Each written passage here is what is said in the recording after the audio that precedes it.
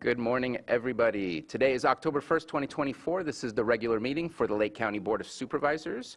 We will begin our meeting with a moment of silence. I haven't checked with my colleagues. There's been things happening here. Anyone have a moment of silence before I go ahead and start speaking? Please.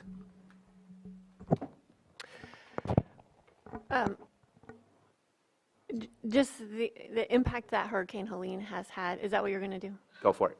Okay. Please. On communities from Florida all the way up to North Carolina, it's absolutely devastating. We're seeing so many stories of devastation and life loss.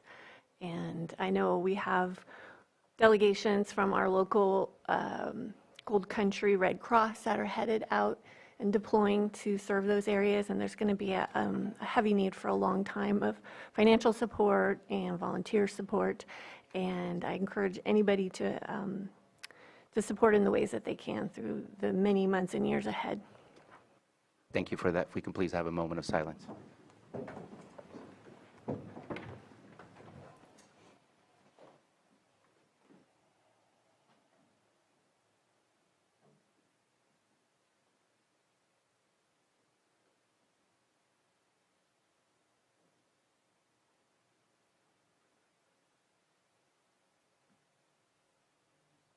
Phoenix, would you please lead us in the pledge?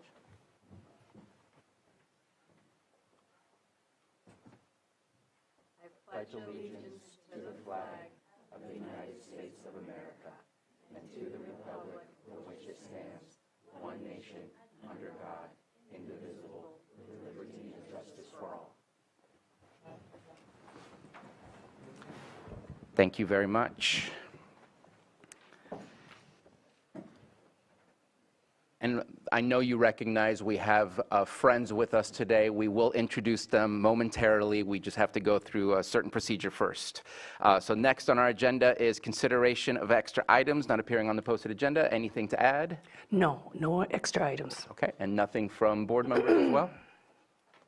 All right, let's go ahead and move on to our consent agenda. Anyone wish to pull any items from our consent agenda? Okay, seeing none, let's go ahead and open up for the public.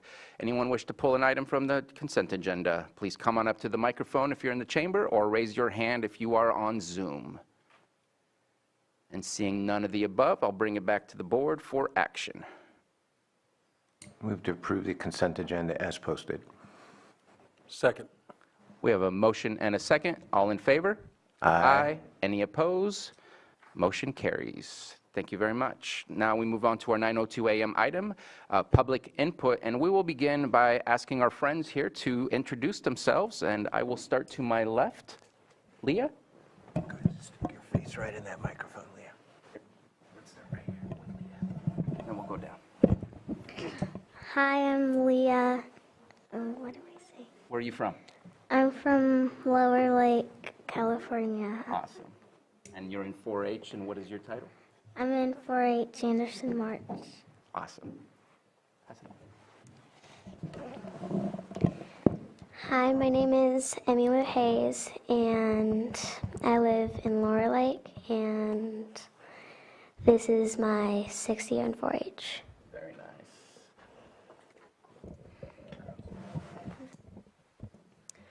Hello, I'm Phoenix Rain. I live in Hidden Valley and I go to the Anderson Marsh 4-H, and I'm going on my 8th year of 4-H.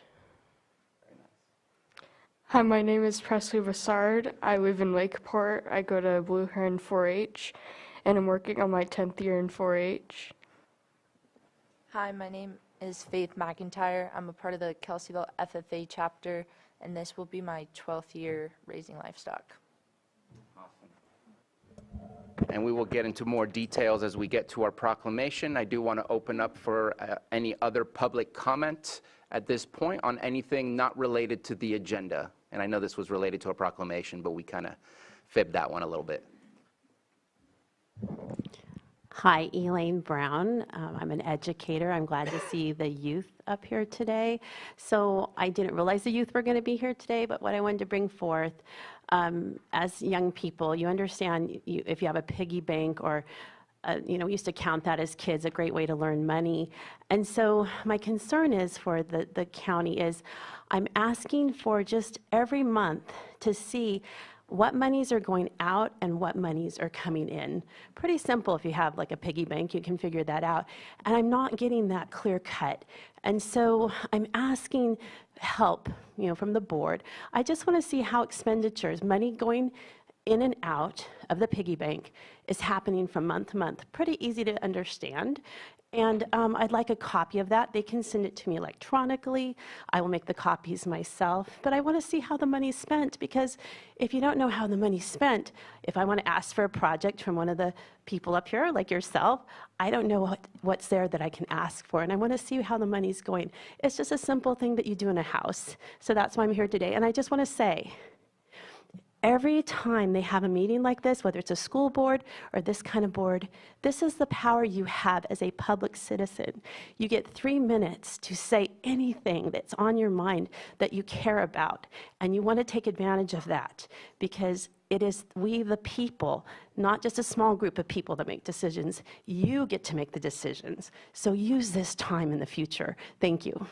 Thank you. Please work with your district supervisor to get that information. That information is available. Any other public input? Again, nothing related to our agenda items. I see none in the chamber and none in the Zoom room, so we'll go ahead and close public input and move to our 9:03 a.m. Pet of the Week.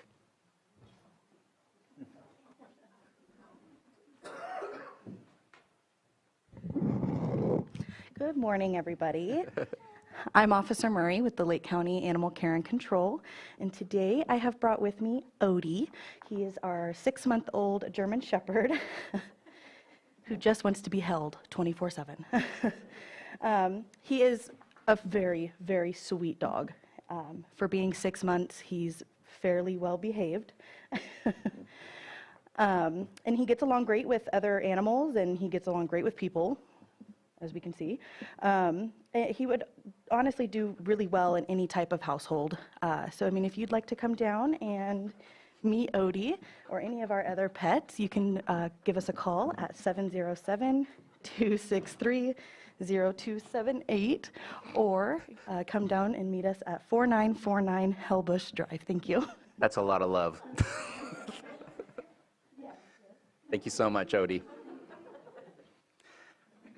All right, let's go ahead and move on to our 9:05 a.m. item, presentation of proclamation designated the month of October 2024 as Pregnancy and Early Infant Loss Awareness Month in Lake County. Thanks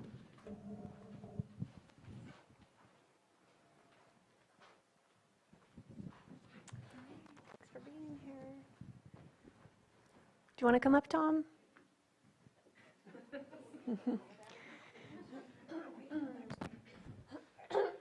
Thanks for joining us today. The Board of Supervisors, County of Lake, State of California proclamation designating the month of October 2024 as Pregnancy and Early Infant Loss Awareness Month in Lake County. Whereas pregnancy and early infant loss is more common than we realize, it is estimated in the United States that 1 in 4 pregnancies end in miscarriage.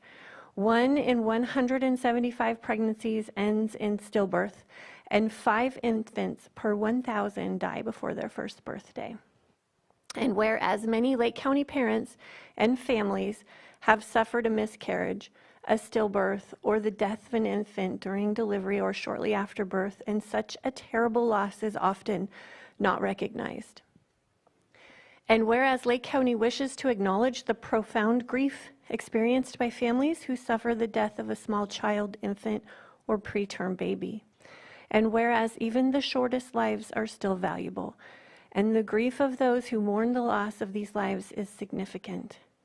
And whereas the 15th day of October is recognized in the United States and around the world as a day of remembrance and awareness of pregnancy and early infant loss, when mother-wise will host a free community event at 6 p.m. at that ranch in Lakeport for those who have experienced this profound loss.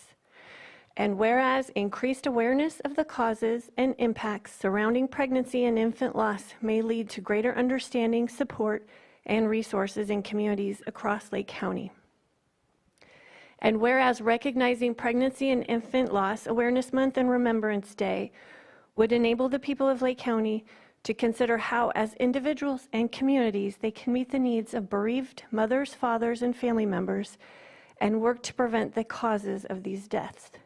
Now, therefore, be it proclaimed, the Board of Supervisors do hereby proclaim October 2024 as Pregnancy and Early Infant Loss Awareness Month in Lake County, California, and encourage parents, caregivers, and all residents to become educated in opportunities to prevent pregnancy and early infant loss and to support bereaved families when prevention is not possible. Passed and adopted this first day of October 2024.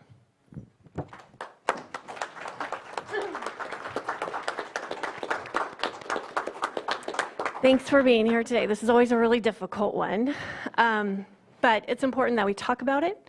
It's important that we're open with each other about it, that we can support each other, and it is so much more common than we realize. And unfortunately, the club of the membership expands yearly. So more and more of us are here. But I also really need to mention that with restrictions on women's health care across the country, mortality rate for women is rising significantly. And in the last 2 years, it's gone up 56% in the state of Texas. So I'll just leave that with you and pass the microphone. Hi, my name is Sabrina. I run Motherwise. I'm the executive director. As Jessica said, you know, a lot of us, we don't talk about it, and it feels like a shameful thing and something that we want to keep private. And for those who do want to keep it private, we truly understand, but part of our work is to destigmatize what happens to so many people and families. And part of the way we do that is to gather publicly and to speak openly and lovingly and honestly about our losses. And so it was mentioned in the proclamation, but we'd love to invite anyone who has experienced pregnancy or early infant loss to join us on October 15th. It's a Tuesday at 6 p.m. at that ranch. It's a really lovely ceremony. Hospice comes as well, and I'd be remiss to not mention hospice as well. They are an incredible service in this county for those who have experienced pregnancy and infant loss. So we hope to see those of you who feel like showing up and being held by the community on October 15th. Anyone else? Yes, hospice has bereavement support. I received that for about a year, and so we will be at that ranch for the night of the 15th. My little one would be 16. All right, anyone else? Anyone from the board?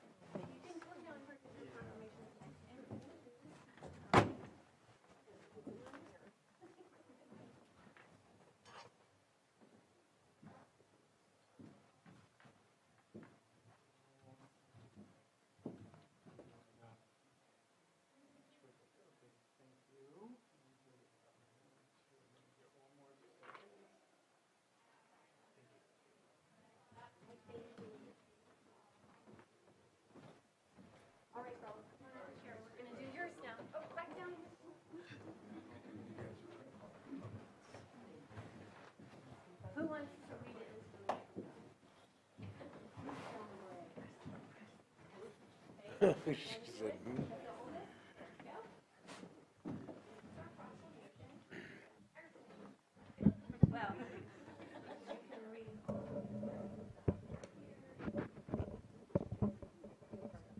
So real quick, I'll introduce the item. We are going to move on to item 6.4, our 9:08 a.m. presentation of proclamation designating the week of October 6th through 12th, 2024 as National 4-H Week in Lake County. Board of Supervisors, County of Lake, State of California, proclamation designating the week of October 6th through 12th, 2024 as National 4-H Week in Lake County. Whereas 4-H is America's largest youth development organization, having supported almost 6 million youth across the country thus far. And whereas the Lake County 4-H program has over 238 youth and 72 volunteers in its 9 California to become confident, independent, resilient, and compassionate leaders. And whereas 4-H is delivered by University of California Cooperative Extension and community of more than 100 public universities across the nation that provides experiences where young people learn by doing and hands-on projects in areas including health, science, agriculture, and citizenship. And whereas California 4-H is led by University of California Cooperative Extension, the research and outreach arm of the University of California's Division of Agriculture and Natural Resources. And whereas National 4-H Week showcases the incredible experiences that 4-H offers young people and highlights the remarkable 4-H youth in Lake County. California, who work with each day to make a positive impact on those around them, and whereas 4-H is network of nearly 600,000 volunteers and 3,500 professionals, provides caring and supportive mentoring to all 4-Hers, helping them to grow into true leaders, entrepreneurs, and visionaries.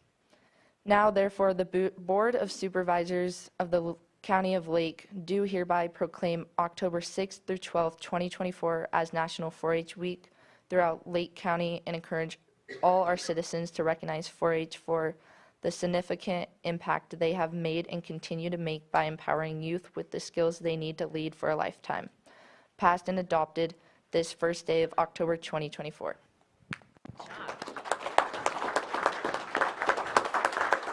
Thank you, Faye.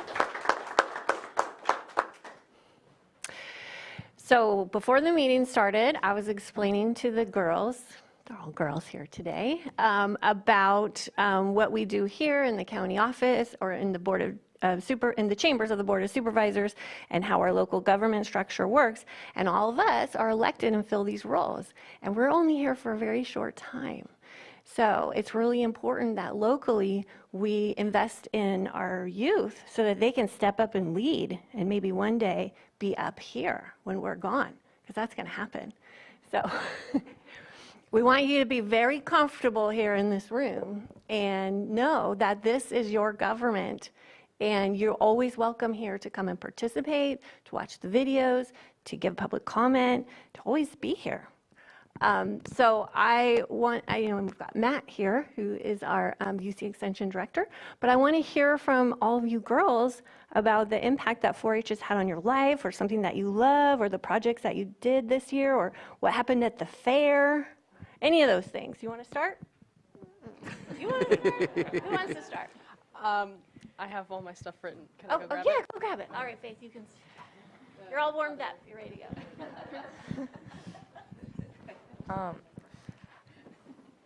I started 4-H when I was 5 up until my freshman year of high school when I went into FFA. I raised rabbits, pigs, and a steer through 4-H. It's definitely showed me how to be a leader, like the competitiveness of showing livestock while still having the sportsmanship that comes into life every day no matter what it is. Yeah, it's definitely something I don't regret doing, and I plan to continue doing until I'm ineligible to show livestock. All right. My 4-H experiences have given me valuable leadership, team building skills, building community, and learning life lessons. I've changed for the better after joining 4-H, and I hope I've made positive, positively affected others while being in 4-H. I've learned skills I can take with me into the future, and I've even learned about how to effectively communicate with others. I know I will not only keep these skills, but I'll always keep many of my 4-H memories and friendships. I have many memories at fair in the poultry, rabbit barn, and the big barn with my friends and many new friendships. I've learned new activities and overall became a better person from 4-H. During my time in 4-H, I have done many projects, but my favorite is archery. My favorite part of 4-H is exploring all the outlets in which I can channel my creativity and passions. I'm an active teen leader in archery, arts and crafts project, and robotics that I've created, and am teaching, designing, coding, and building. I'm also actively involved in the market lambs and rabbit projects. I received a special opportunity when 4-H CES called artists and non-artists from all the clubs to paint a 4x8 mural on what the 4-H experience means to me, and I jumped on it. I came up with a design, sketched it on after sanding and priming it, and then painted all of it as well as sealing it. It took almost 50 hours to complete in 10 days, but as long as it took, I enjoyed every moment of bringing my creation to life, and I can't wait to see this mural be unveiled for the awards ceremony at that ranch. All right.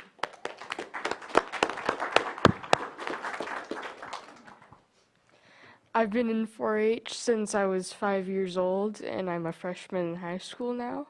I will continue to be in 4-H until I'm ineligible.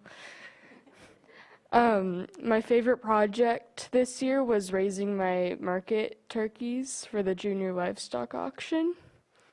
They were a lot of work, and they were really hard to raise, but I really liked doing it. They were really fun. Yeah.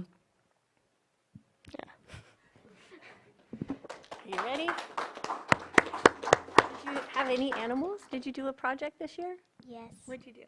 I did 2 meat chickens and a showbird. What kind of showbird? A bearded d'Amber. Beautiful. Did you camp at fair? Yes. Oh, how was that experience? Good.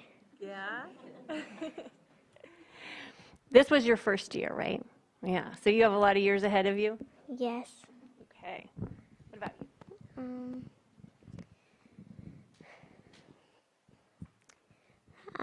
I've been in 4-H since I was 9 years old.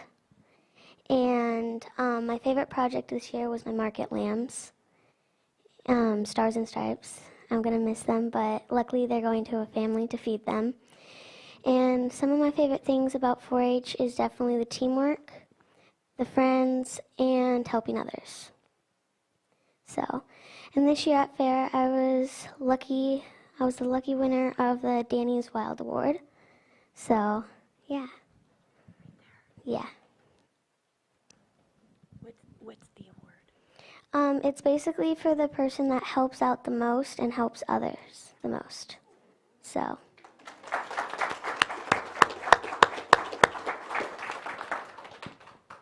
I'm always impressed with the leaders that come out of these programs. I mean, you could see the growth that happens when by the time they're in high school, you guys are proficient speakers, you're traveling around, you're working on these projects, and you're learning more and more every year, and it's incredible. Matt, did you want to say anything, or anyone else? Good morning, everyone. Matthew Barnes, University of California Cooperative Extension Director. On behalf of UC A&R, University of California Cooperative Extension. I'd like to thank Supervisor Pyska and the board for once again recognizing National 4-H Week. Youth development is really about creating a safe space for the youth to be able to find opportunity. And there's no better program nationwide for that to happen than 4-H. And it's really on full display with our girls and our clubs around the lake and Lake County under the leadership of Jean Golart and Nicole Gentry. So I will let them talk more about the program. Thank you. I'm Jean Goulart. I'm the Community Education Specialist for Lake County 4-H. I'd like to let you know that Lake County 4-H has been going on since 1956. I want to always thank the Board of Supervisors for their support for Lake County 4-H all these years and all the years ahead. Nicole?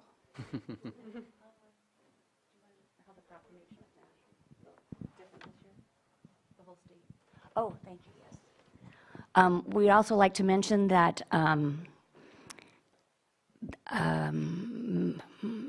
just give me a second. Assembly Member Cecilia Agar Curry, thank you, brought towards the House House Resolution 119 for the whole state of California to honor this week as 4-H Week. Great. All right, thank you so much. Anyone else? So I will say this is between 4-H and FFA. I find that these are the best apprenticeship programs that we have to develop our youth and to kind of lead them in a direction of finding out what they want to do in their lives. And if it has anything to do with agriculture, then they've had such an experience under their belts that they are able to take off from there. So I love that we have these programs. I wish we had more like these for other trades and traditional job sectors that we have here. But this is a perfect example of what we can do and what we should do and continue to support. I think, Presley, I'm going to pick on you. I know it's your second time that you've been here. I think after about 5 times, you get an honorary seat here on the board. But love seeing you coming back, love seeing the growth, and really appreciate this. So thank you again. This is open to boys and girls, just in case the public thinks it's not. And yes, they won't age out until they're 19, so we can see them then. And it's very exciting to have our youth have places to go. And we also need volunteers and adults that have some expertise that would like to share that. We invite speakers to clubs. We want to learn about finance. We want to learn about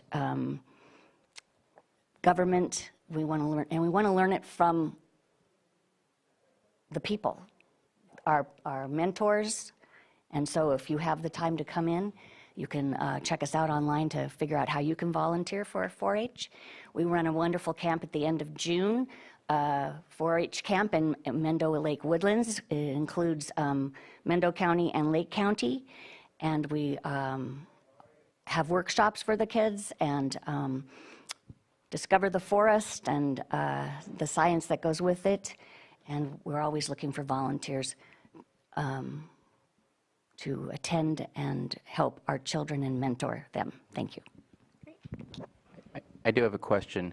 How do we get a hold of 4-H if we're interested in registering one of our children?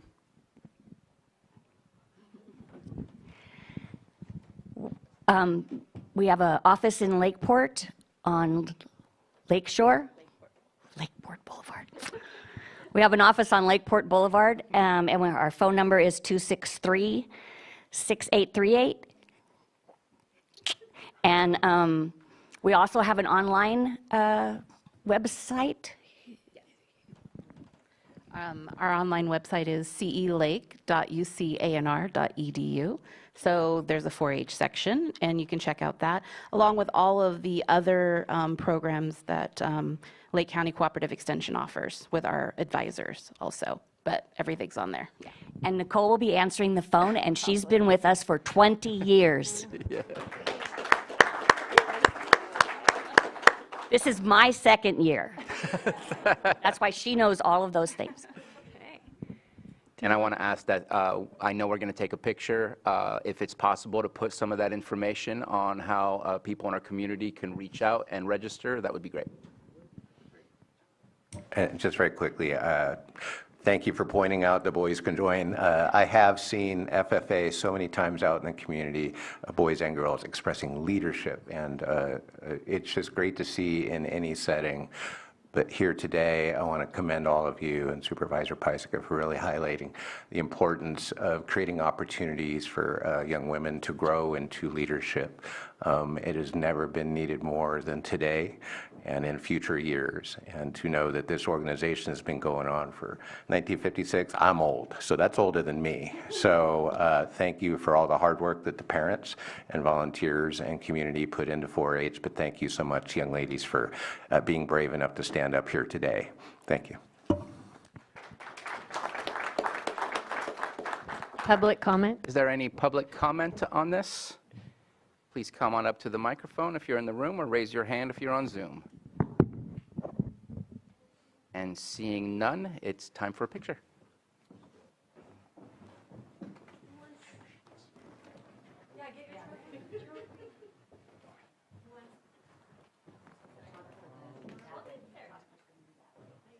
So can I have people move back?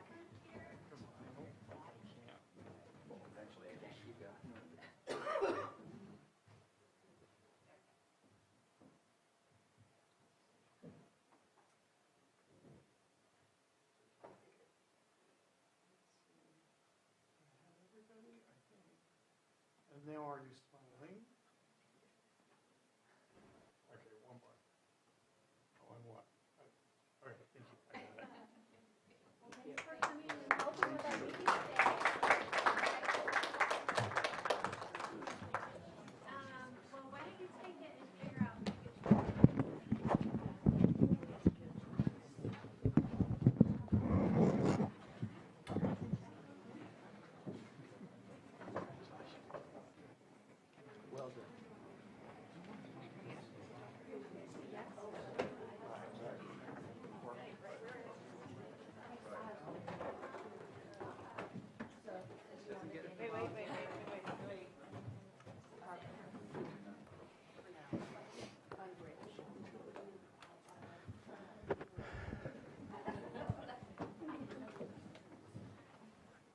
All right, we will continue on to item 6.5, our 9:10 a.m. item, presentation of proclamation recognizing, thank you, Hispanic Heritage Month in Lake County.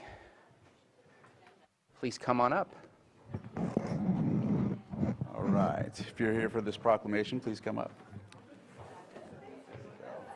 Oh, you have it? Oh, okay.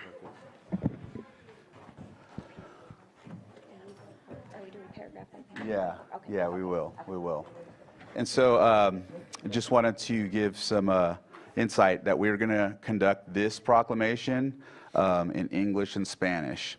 And so we're going to do paragraph by paragraph. And so I'm going to let you start.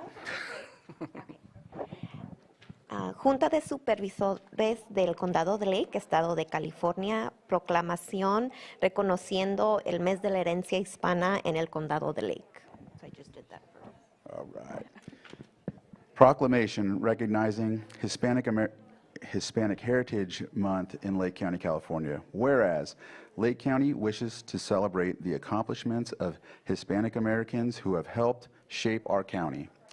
We are grateful for the many contributions Hispanic American men and women make to our communities and the vibrancy they weave into our local culture, and I'm glad I didn't read it in Spanish.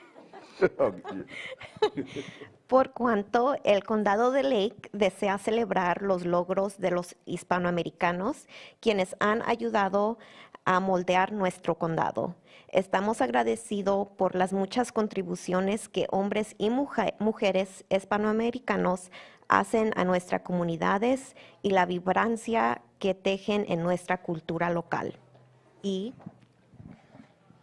Whereas Lake County believes that in diversity, we are strengthened by our diverse beliefs, thoughts, cultures, and experiences. All Hispanic Americans who live in our county have and continue to enrich our classrooms, our neighborhoods, and our places of work, and por cuanto el condado de Lake cree en la diversidad, nos fortalecemos por nuestras diversas creencias, pensamientos, culturas y experiencias. Todos los hispanoamericanos que viven en nuestro condado han enriquecido y continúan enriqueciendo nuestros salones de clases, vecindarios y lugares de trabajo. whereas from America's earliest days, Hispanic Americans have played a prominent and important role in our national heritage, and Hispanic Americans continue to embody the pioneering spirit of America today, demonstrating a steadfast commitment to faith, family, and hard work. Hispanic Americans lift up our communities and our economy as entrepreneurs, executives, and small business owners, and make contributions in areas such as science, art, music, politics, academia, government, and sports, and Por cuanto desde los primeros días de América, los hispanoamericanos han desempeñado un papel prominente e importante en nuestro patrimonio nacional. Y los hispanoamericanos continúan encarnando hoy el pionero espíritu de América, demostrando un compromiso inquebrantable con la fe, la familia y el trabajo arduo. Los hispanoamericanos elevan nuestras comunidades y nuestra economía como empresarios, ejecutivos y pequeños propietarios de negocios, y hacen contribuciones en áreas como la ciencia, el arte, la música, la academia, el gobierno y los deportes. whereas Hispanic-owned small businesses are the fastest growing businesses in America, starting at a pace 15 times the national average over the last decade. Hispanic Americans own more than 3 million American businesses and serve with honor in all branches of the armed forces, continuing a strong legacy of dedication to our country. Hispanic Americans are a testament to the American promise that anyone can succeed in the United States through hard work. Por cuanto las pequeñas empresas propiedades de hispanos son los negocios de más rápido crecimiento en Estados Unidos, comenzando a un ritmo 15 veces el promedio nacional durante la última década. Los hispanoamericanos poseen más de 3 millones de empresas estadounidenses y sirven con honor en todas las ramas de las Fuerzas Armadas, continuando un fuerte legado de dedicación a nuestro país. Los hispanoamericanos son un testimonio del prometedor futuro que cualquiera puede tener en los Estados Unidos a través del trabajo duro. Now, therefore, be it resolved that the Lake County Board of Supervisors hereby proclaims September 15th, 2024 through October 15th, 2024 as Hispanic Heritage Month in Lake County, passed and adopted this first day of October 2024, County of Lake, signed, Chair of the Board of Supervisors, Bruno Sabatier. Ahora, por lo tanto, se resuelve que la Junta de Supervisores del Condado de Lake, por lo presente, proclama del 15 de septiembre de 2024 al 15 de octubre de 2024 como el mes de la herencia hispana en el Condado de Lake.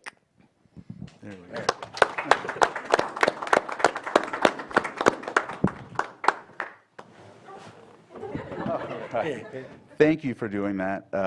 As you could see, even the English version, I was still kind of like, so I would have had a hard time. But I could have read it, I just wouldn't have understood what I was reading.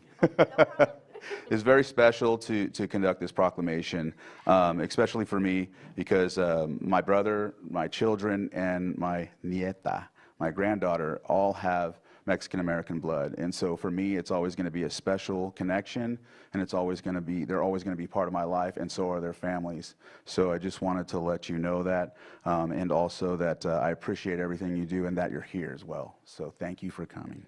And is anyone else going to say something?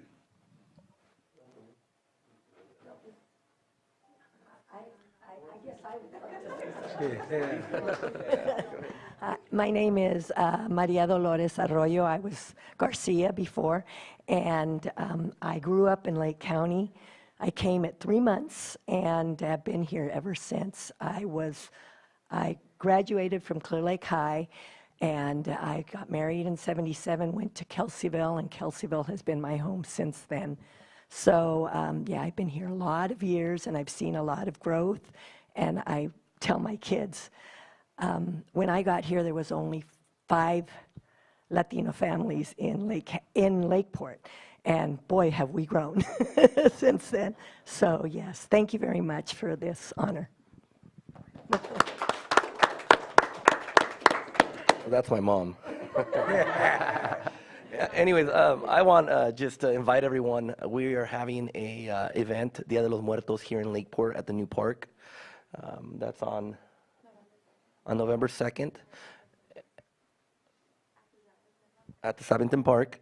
And we've had it every year in Clear Lake.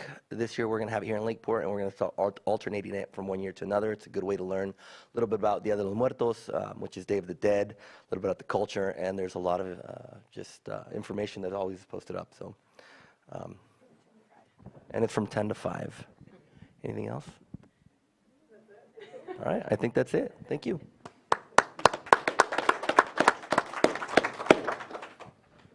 Anyone from the Board of Supervisors? Diana, thank you so much for helping with that proclamation. That was really beautiful. If I could, I come from Fresno County, with a very strong Latino population down there, and not just a single Hispanic heritage, but hundreds, thousands of different streams, different stories. And I was very privileged to grow up in that community. And everything in this proclamation is absolutely true. Everything I've seen, the hard work of our Mexican-American friends. But it'd be remiss if I didn't mention the struggles also that we have seen. People of Latino heritage here legally, here that came illegally, dreamers, and people who are now, even today, casting aspersions and horribly negative vibes toward people. So I want to celebrate Hispanic heritage while also acknowledging the great struggles that continue on both sides of our border, and that as we celebrate Hispanic American heritage, that we also celebrate Hispanic heritage generally without borders.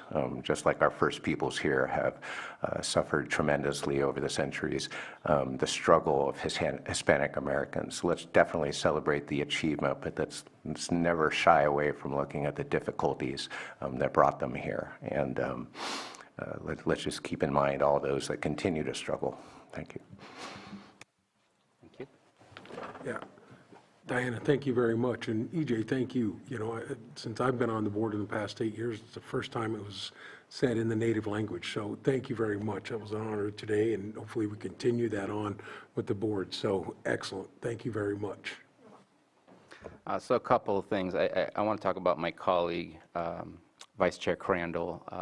We had a conversation, I believe it was last week, it might have been 2 weeks ago, about the lack of communication in Spanish to our local residents. And sometimes we talk, and today that you have action behind the talk. And I know that you're the one who made the request to have this translated. This is why I asked you to take the lead on this item, because I thought it was very special that it's not just words. There's actions behind those words, and I really appreciate that, because at what point do we really start to enhance our level of communication when on paper, more than 20% of our population, their primary language is Spanish?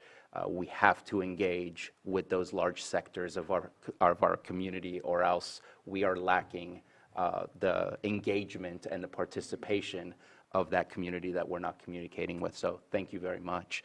Some of the words that are mentioned in there are so true and happening before my eyes. The amount of Hispanic businesses that are thriving in our communities is amazing. It's amazing. I know that I've seen it in Lower Lake, I've seen it in Clear Lake, I see it in Kelseyville, I see it in Lakeport. It is not just one area that's thriving, it is throughout the entire county. I want to find better ways for all of us to engage together.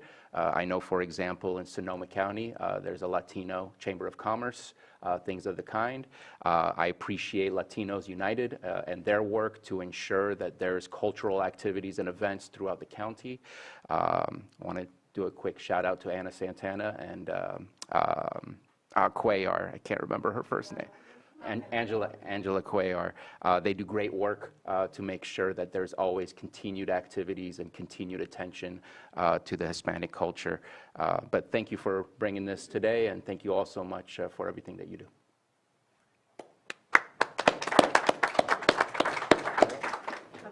Any public comment?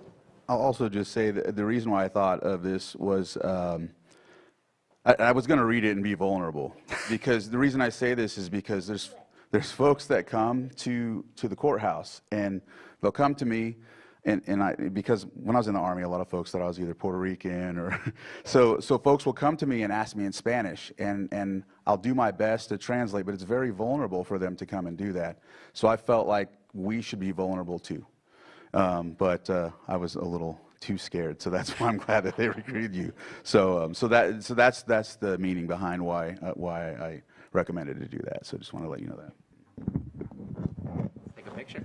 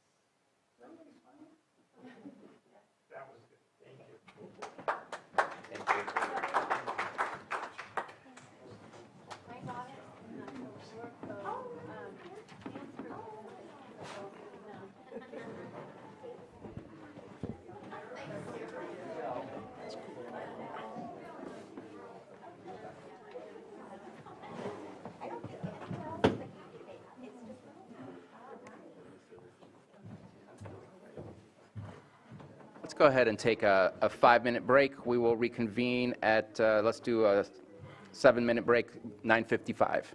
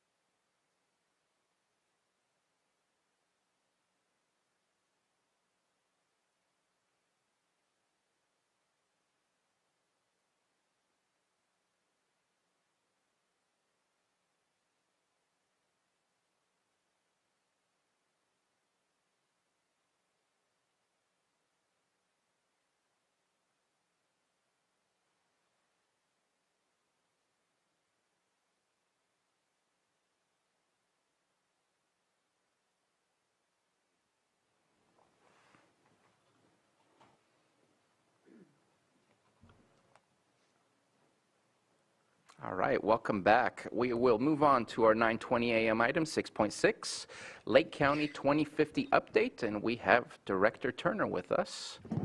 Thank you. Good morning. Good morning. Rhea Turner, Community Development Director. Thank you so much for this opportunity to just give you an update on our Lake County 2050 project. That is the update of our Lake County General Plan and all 8 of our local area plans. The month of September, we were able to conclude our second community workshop, which was a much deeper dive on the key issues that came up from our first survey. So our second community survey, they varied between like 15 and 28 pages. So we were really asking a lot out of the public, but they came through. We had hundreds of surveys submitted, and so we are going through the synthesis of that data in order to produce the report for the second community surveys, which is a crucial piece to what we're launching now, our LAPAC season for September and October. The LAPAC is the Local Area Plan Advisory Committee. There are 8 of them. And we will start our meetings next week, going through the middle of November to discuss a number of the key issues that are important to each planning area.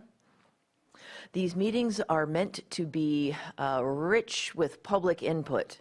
So we're currently working on the schedule right now. There will be combinations of meetings that are virtual and other meetings that will be held in person. And once we get that schedule, we will post it on the website that is the hub for the Lake County 2050 project. That website is lakecounty2050.org. We will also send it out to the rather vast email notification list that we have gathered as people go onto that website and enter in their email so that they'll stay informed directly through our email blasts. And we'll also send out press releases. The goal is to encourage as much public input as possible during the next 5 weeks as we seek to identify consensus on a number of key issues and matters that pertain to people's communities within those planning areas. There is currently 1 vacancy on a LAPAC. It's the Shoreline Communities planning area. So if you live in the town of Lucerne or anywhere along the 20, Highway 20 corridor from Lucerne down into the unincorporated areas of Clear Lake, and you're interested in participating, it is an at-large vacancy. That means all you have to do is live in that area. And applications are getting collected right now. Due to the time constraints, since we do need a quick turnaround time for the LAPACs to do their work, we've placed the item for appointments on the October 8th Board of Supervisors agenda. If you're interested and need more information or an application, you can find an application on the Board of Supervisors webpage at the lakecountyca.gov website, or just give us a call at 263-2221, or contact the administrative office at 707-263-2580, and we will make sure you get an application. Every part of the aspect of this process has been community input focused, because these are community vision driven long-term land use plans that affect the way we govern and we develop the county for the next 20 years. So every piece of public input counts, and we will continue our efforts going forward, and I look forward to giving you our next update. Thank you very much. Thank you. Are there any questions or comments? And just a quick question. I know that the original shoreline, if I understand correctly, included the city of Clear Lake in that map. Obviously, the city is its own area. The general plan will not have anything. Do you have a new map that you might be able to provide to ensure that when we're looking for people that might be the at-large member, that they're within the correct territory? We will have updated maps available for the new updated plans. In the meantime, you can take a look. You can apply the planning areas overlay on our GIS website and just skip the part that looks like the city. The city is delineated, just cut that part out. But nothing else has changed. Correct. Okay. Not at this time, though that is one of the things we're going to be discussing. Okay. Thank you very much. Let's open it up for Supervisor Green. Did you have something? Yeah, thank you. I was just looking at the staff report in Granicus, which wasn't, so lakecounty2050.org, you highlighted that as the main website. Under the events or the upcoming meetings, you're still scheduling those, right? Yes, there is a calendar that will show the meetings on that website as soon as they're getting done. I'm sending out a doodle poll for virtual meetings and in-person meetings to all 71 members of the LAPACs to gather their best opportunities for meetings, and we'll be scheduling around that. And your best guess when the calendar, very exciting calendar, will start getting populated with those meetings? Later this week. Later this week? Yes. Okay, so for those just tuning in, lakecounty2050.org, and if you want meeting info, you're either going to get e-blasted or you're going to bookmark that website and check those meetings coming up. Yes. Is that correct? Yes. All right. And then very briefly, we did receive a public comment from Betsy. She did reference our Vision 2028 process, which is not the same as our advanced planning process for Lake County 2050. That said, it was an interesting comment, and so maybe at some other appropriate time, this board can kind of chew on how this might align with our Vision 2028, or whether they're two separate processes from here on out. But I like all this impetus on 2050. That's where it's exciting to see advanced planning. So I hope to see good engagement when those meetings do get scheduled. Thank you.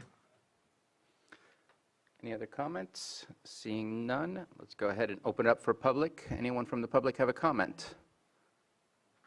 I see someone getting up and shaking their head that it's not for a comment.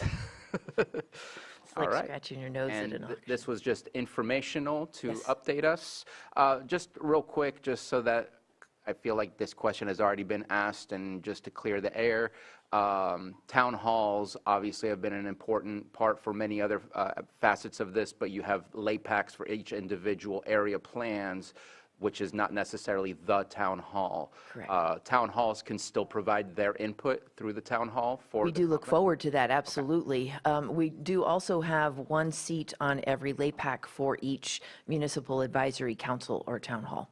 So there is representation of that on the LAPAC. Perfect. I'm going to open it up for public comment from Betsy Kahn. I'll just say real quick, I want to thank you, and I appreciate the level. I know, like, what is it, 96 positions or something of the like for advisory in these shoreline, these LAPEX for shoreline and all the other area plan advisory committees. And just the fact that you were open to even move things around and come to the town council meetings and things like that. It's giving a very open opportunity for people to give their insight and input. So I think that we're taking every opportunity to do the right thing here. Thank you. And we are also working on conversations with our tribal nations as well. I anticipate that input to be very valuable. Thank you very much. Let's open it up for Betsy Kahn.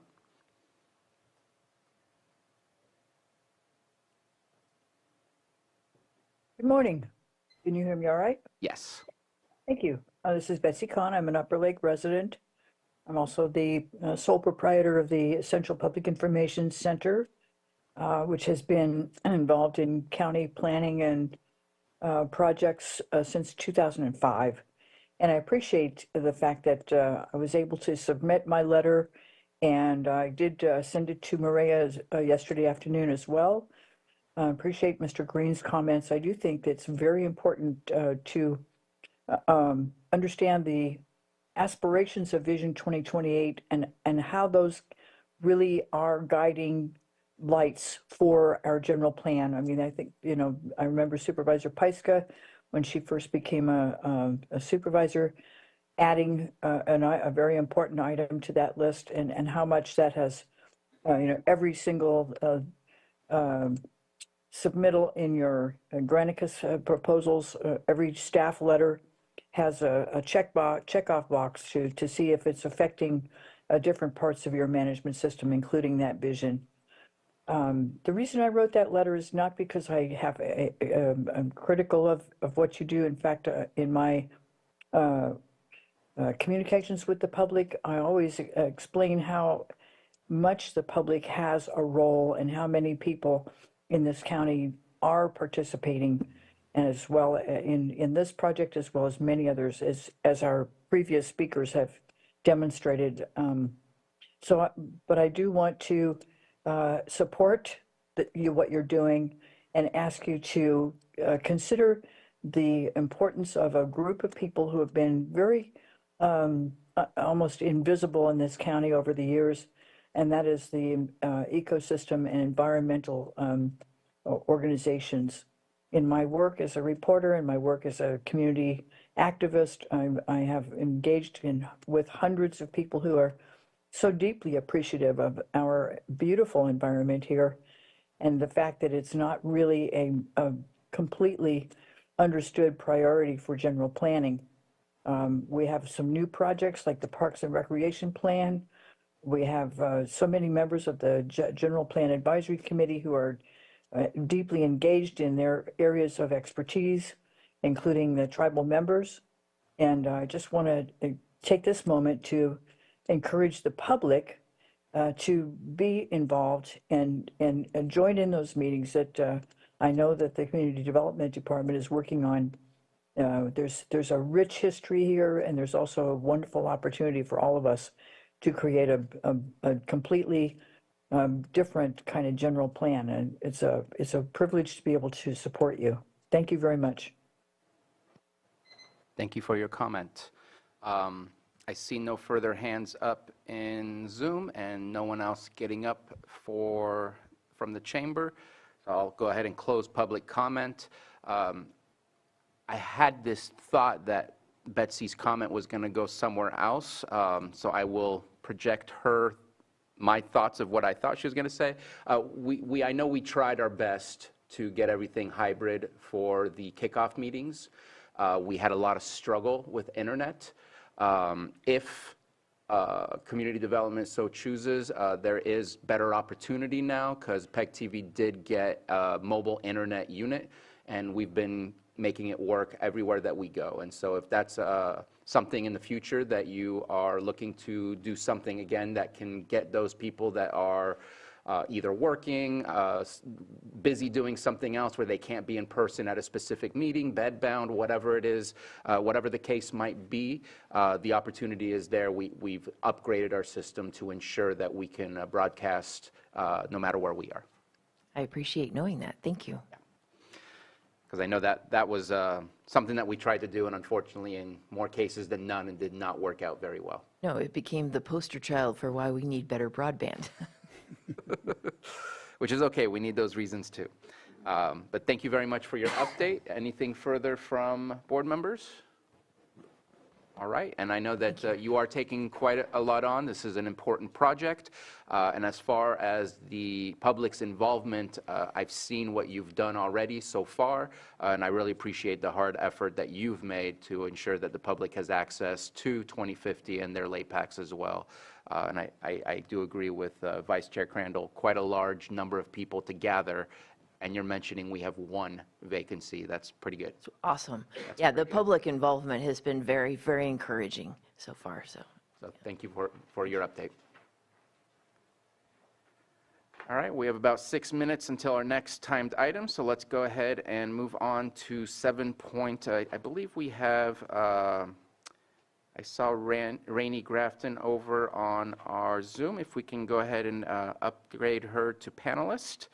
I want to open up item 7.3, consideration of alternate public health officer appointment and professional services contract for a term of 3 months for an amount not to exceed $25,000 for the term of the agreement, and authorize the health services director to sign.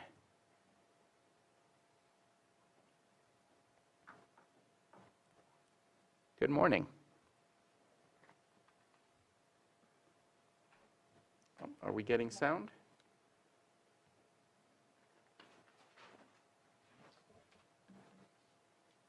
So, We can hear you. It's a little faint, but we just heard you. Apologies. Perfect. Is that any better? Perfect. Okay. Thank you, board, very much. This morning we bring to you a request for contract to work with a physician to provide alternate public health officer coverage during vacation and other times. This is a fairly short-term contract running from October 1st through the end of December. And in that time, we also hope to complete a longer-term contract. All right. Thank you very much for bringing this to us so that we stay within the confines of the state law. Any comments or questions? Appreciate that. There is one thing that I wanted to ask. It's one of those that I know the answer to, but just wanted to ask. Dr. Panalasi is a local doctor or an out-of-area doctor? He is working in Sonoma County. Perfect. Thank you so much. Supervisor Green? Okay. Let's go ahead and open it up for public comment. Anyone have any comments on this item? Seeing none in the chamber and no hands in the Zoom room, let's go ahead and bring it back to the board. Move to approve, the recommended action. I'm not crazy about that. We're just approving the contract. Is there an appointment in here? So form of the motion, County Council. So it would be a motion to approve the professional services contract for a term of 3 months for an amount not to exceed $25,000 for the term of the agreement and authorize the Health Services Director to sign. So moved. We have a motion and a second. All in favor? Aye. Any opposed? Motion carries. Let's go ahead and move on to consideration of the following advisory board appointment, Kelseyville Cemetery District. We have one applicant, Nellie Gustafson. Any comments or questions on the applicant? Seeing none, let's open it up for public comment. Any comments, questions? Seeing no hands in Zoom and no movement in the chamber, I'll bring it back to the board for action. I move that we appoint Nellie Gustafson to the Kelseyville Cemetery District. Second. We have a motion and a second. All in favor? Aye. Any opposed? Motion carries. And at this moment in time, I don't think we can take item 7.4. And with just 2 minutes left, I think I'm going to ask for just a quick, brief 2-minute break, and we'll go ahead and reconvene at 10:15.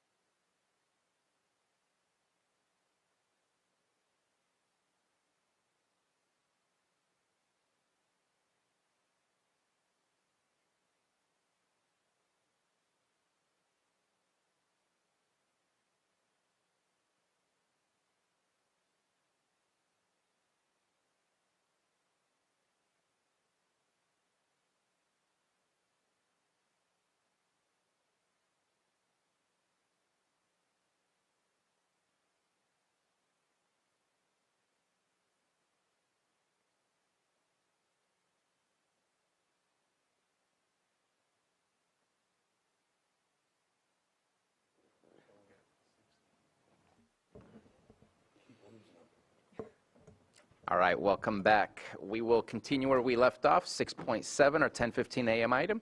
Public hearing, consideration of Planning Commission's recommendation to approve a rezone, RZ 23-02, from open space scenic corridor, open space scenic combining, to R1 SC single family residential scenic combining. General plan amendment, GPAP 23-02, from the public facilities PF to low density residential LDR. Applicant Melissa Lim, 9460 East Highway 20, Glen Haven, at APN number 035-041-19. Director Turner. Thank you. Mireya Turner, Community Development Director. Presenting today will be our Senior Planner, Laura Hall, and I will turn it over to her. Good morning, Mr. Chair and Supervisors. My name's Laura Hall with the Community Development Department, and let me bring up this slide. Share and click F5. Where is F5? There we go. Yay. This is a rezone and general plan amendment, RZ 2302 and GPAP 2302 and IS 2315 for Melissa Lim. And the project is located at 9460 East Highway 20 in Glen Haven. APN is 035-041-19. I wanted to let you know that an applicant is here to answer any questions you may have. Okay, it should be noted that the properties to the east, west, and south of the project site, which is highlighted in blue, are all single-family R1 zoning designations, which is consistent with the general plan. Let me see. And so the property, how do I move that out of the way? You might just want to leave it. Just leave it? Okay. The project is for a rezone, and it would rezone this to a single family, to allow for a single family residence. It's currently Zone O, Open Space Scenic Combining SC District. And again, the proposal is to rezone to an R1 and Scenic Combining SC District. The general plan amendment would change the public facilities PF to a low-density residential. These are maps of the existing zoning. The project site is highlighted here in blue, and this is general plan map highlighted in blue. And this is Exhibit A, showing the proposed zoning and general plan amendment for the project.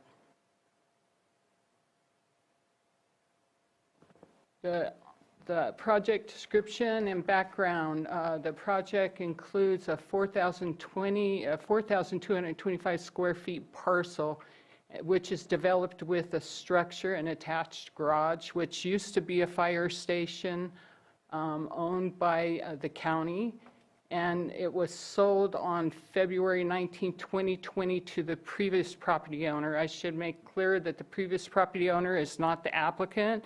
The applicant bought the property from the previous property owner. Under that sale, a rezone was supposed to be done with the previous property owner, which was not. And the property was sold to the applicant in 2021. A stop work order was issued on May 4, 2023 by the building division.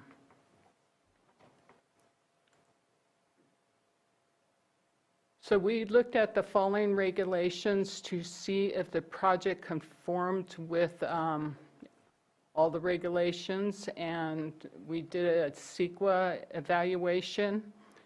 And it was determined at this time that although the project was not conforming with the existing general plan or zoning ordinance, but under the proposed changed general plan amendment and zoning rezone, it would still be non-conforming with the general plan, but it would become conforming with the zoning ordinance for the R1 zoning designation.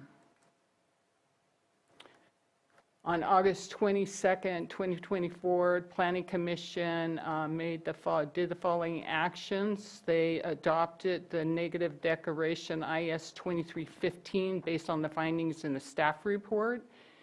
And they're recommending that the Board of Supervisors approve the rezone RZ 2302 subject to the findings and based on the conditions listed in the staff report dated August 22nd, 2024. They also recommended that the Board of Supervisors approve the General Plan Amendment GPAP 2302 subject to the findings and based on the conditions in the staff report dated August 22nd, 2024. And lastly, they recommended that the Board of Supervisors adopt the resolution recommending approval of the General Plan Amendment GPAP 2302 and rezone RZ 2302. And staff recommends that the supervisors adopt the ordinance approving the rezone RZ 2302 and adopt the resolution approving the General Plan Amendment GPAP 2302. And that is the end of the presentation. If you have any questions. Thank you very much. Any questions or comments? Supervisor Green? Yeah, I don't think it's super relevant to the action before us today, so it's more of a comment.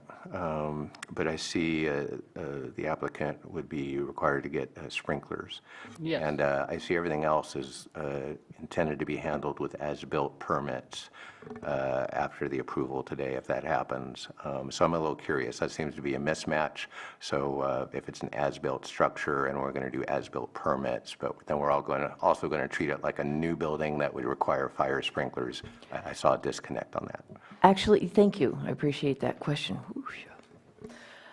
What you have before you today is actually a change in use, going from the public facility, former use as a fire station, where people are there in and out, to a residential use where it is expected that people might be there all the time, every day. Because of that change in use, the building code requires that we treat this, it is the same as a new structure in that it is a new residential use. As such, the sprinklers for stick-built or existing structures, the sprinklers are required, as opposed to like a manufactured home, where the law does not require sprinklers on those yet. So, but it is due to its change in use.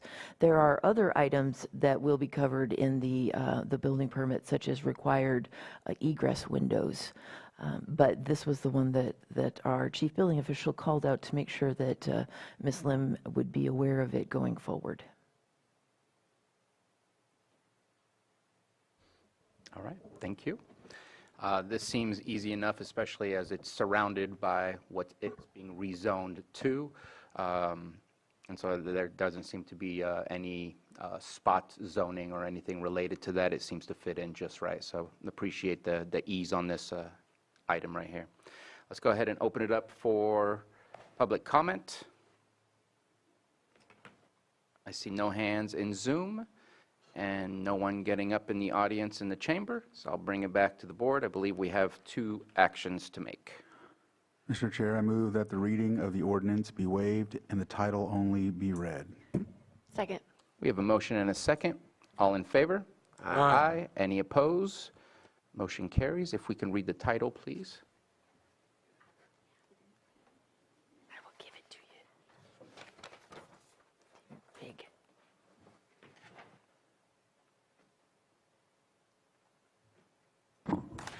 Putting everybody on the spot today.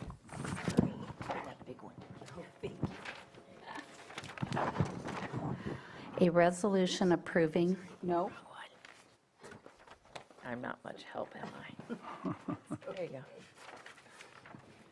Here we go. An ordinance amending section 21.-3.7 of chapter 21 of the ordinance code of the County of Lake by adopting a sectional district zoning map number 3.7B, rezoning the lands for the LIM project. Thank you very much. I offer the resolution. Resolution. Do we need to make a date for the second reading? Actually, for, Mr. Chair, for the ordinance itself, in this particular instance, your board may offer the ordinance today. Okay. So 3 actions, 1 more for the resolution and offering the ordinance. Yes, and just based on the sequence, as for the next action item, it would be the offering of the ordinance. I offer the ordinance. Ordinance has been offered. Supervisor Simon? Yes. Crandall? Yes. Green? Aye. Pyska? Yes. Sabatier? Aye. Thank you. All right.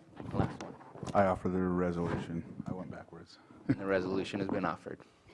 Supervisor Simon? Yes. Crandall? Aye. Green? Aye. Pyska? Yes. And Sabatier? Aye. Thank you.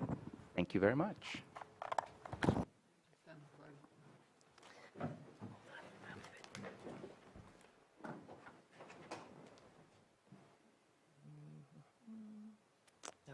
So let's go ahead and take care of our weekly calendars at this moment in time, because our next timed item is at 11:30, and I still don't think we could take up item 7.4 at this moment. Yes, Chair. Madam CAO? Director Ewing is on his way over for his item. Let's go ahead and start with our calendars, and we'll get to that. Supervisor Green, would you get us started? Thank you. No city council tonight. They adjourned the meeting. Tonight will be National Night Out, starting at 4 p.m. at Hobbiton Community Park. It's always a good community event. Police are out there.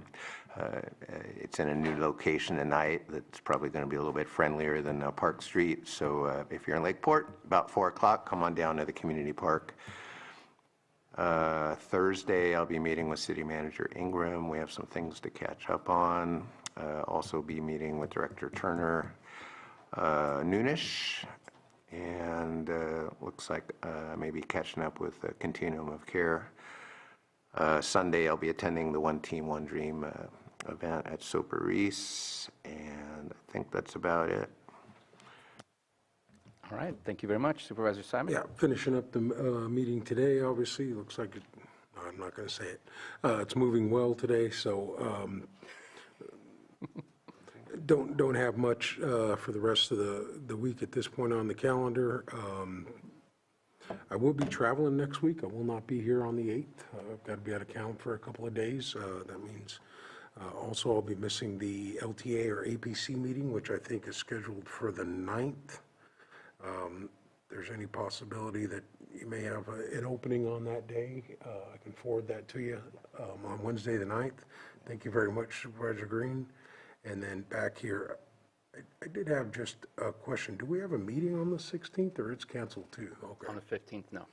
The 15th, I apologize. Okay. Thank you very much. Returning on the 22nd. Supervisor Pyska? Tomorrow, I have a meeting, the 5th California Climate Assessment meeting. And then I'm going to go to the Tribal Health Fall Celebration. And then I'm going to listen in to the airport approach study for Sonoma County. There is increased air traffic over South County. And I think we need to understand what's happening there and be aware of that. And I've already submitted my comments. So hopefully I'll get some more information on that. Wednesday night, 6 to 8 p.m.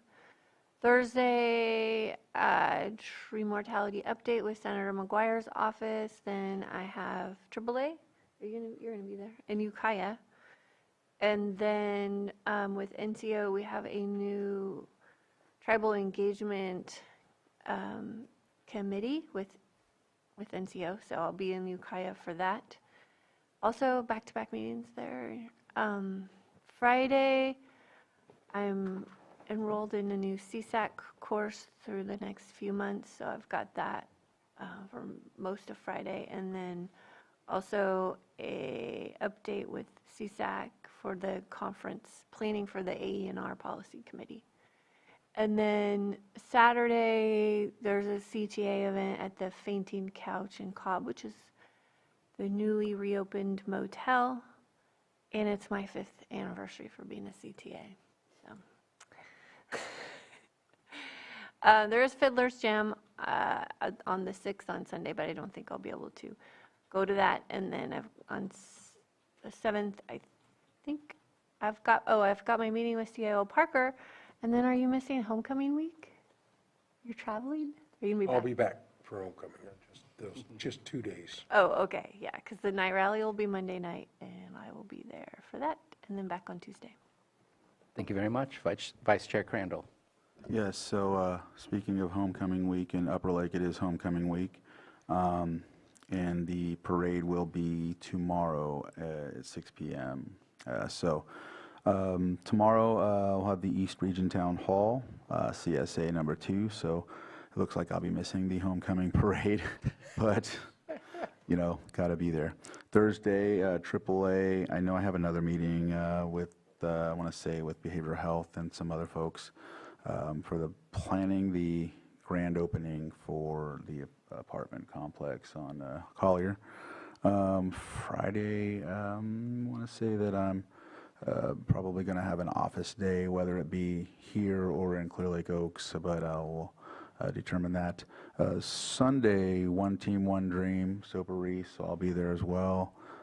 Monday, CAO meeting, and then a Middle Creek Restoration meeting. Does that sound about right? Might need to talk. All right. So back here on Tuesday next week. Thank you very much. So just a reminder to everyone, in case you wanted to or had thought about doing it, today I believe is the last day to submit platform changes for CSAC.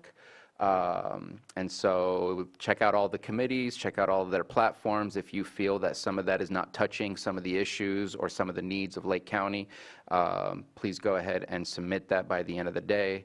Apologize for only mentioning it today, but I have it on my calendar that it's our deadline is 5 p.m. today. Tomorrow, I am going to be joining Tribal Health in South County in the city of Clear Lake. This is their second year of operation, and they're doing their fall festival. So I've been invited to be there. I believe I'm judging. No, that's for their Halloween that I'll be judging their costume.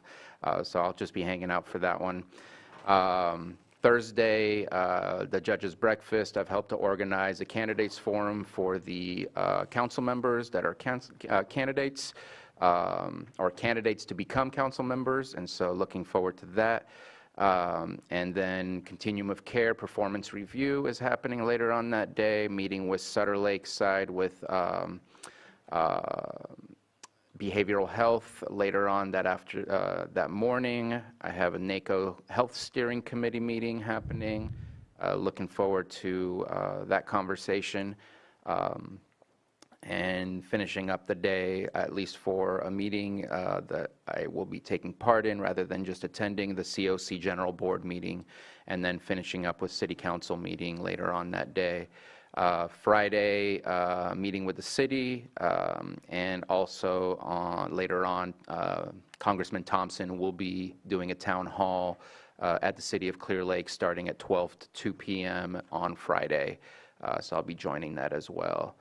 On Sunday, I will be joining Vice Chair Crandall with the One Team, One Dream. And I do have Middle Creek Project Committee. I just know that we haven't had a meeting at this point since there's been some staff changes, and so I think you and I should probably reach out to staff and just kind of check in to see rather than expect. And then meeting with our CAO Parker to get ready for our meeting on Tuesday, and also I have a PEG board meeting coming up later on that evening on Monday the 7th. It'll be right here in Lakeport. And that is my calendar. And let's go ahead and go back to our agenda where we left off, and that was with item 7.4, consideration of the award of bid number 24-13 for the Lucerne Harbor Dredging Project in the amount of $211,700 to Mars Engineering. And Director Ewing. Oh, yeah, thank you. You didn't know who you were. Yeah, I forgot about it. You don't want me in that. Well, good morning. Lars Ewing, Public Services Director. Yes, for your board's consideration is award of the bid for the Lucerne Harbor Dredging Project. In early August, Public Services solicited an invitation for bids for the project. We received 2 bids, and the board memo summarizes those as well, and the packet has those, has a bid tabulation.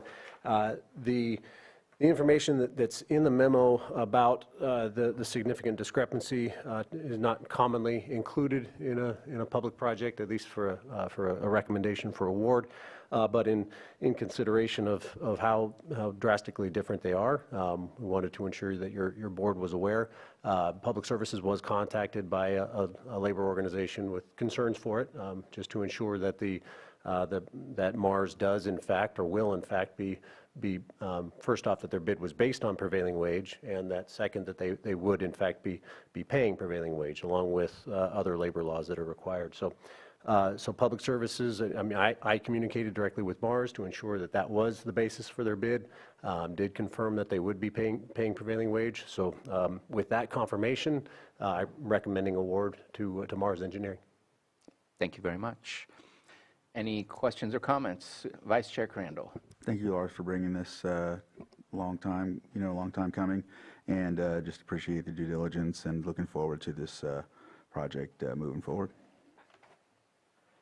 Any other comments? Supervisor Simon? Yeah, glad to be at this point also, Lars. Good job. Way to stay steadfast. I know projects take a long time. I think maybe the only one when we first voted on this, when Jim Steele was still on the board, that we're getting this project done. So happy that it is getting done and we're at this point. So EJ and you guys just staying, and admin, working through the issues we've had, but glad it's here today. So good job. Thank you. Takes time, we know. Supervisor Green? Yeah, thank you.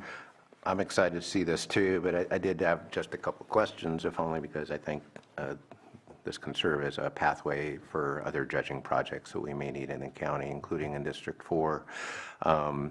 So just to clarify, it was a wide swing in the bids, and I went through the contract documents. So the company that's going to get this, if approved, did conduct their own independent investigation of the what's down there. They were in fact the only contractor that attended the non-mandatory pre-bid meeting. So I would offer that they did more due diligence than the other bidder. That's not to say that the other bidder did not do their own site walk, but they did not attend the non-mandatory, granted, but the pre-bid site walk with county staff. Okay. Also in the paper trail here, I can see it did take a while. It took an initial study. I see there's a monitoring agreement with Robinson, and so all that stuff is very good, but it complicates this process. So would you anticipate, and again, we're just here for this item, but there have been other projects proposed elsewhere too. Is this kind of a model? Did this model work for you, or did it end up being kind of a longer than anticipated, shall we say? Because I think it was originally scoped as CADX. It was, yes, it was, and that was part of to use this as a model, I think is probably the lessons learned from this of what not to do, at least with respect to the putting out the request for review with a proposed categorical exemption. That that's not the way it should go. That here's the project and we need to evaluate it. So it's not abnormal to have tribal monitoring on projects. It's not abnormal to have archaeological monitoring above and beyond that, which is what we have in this case. So by and large, this is not an overly complex project. It was the process, I would suggest, that on this that we can learn from. But I would stop short of saying that it's a model.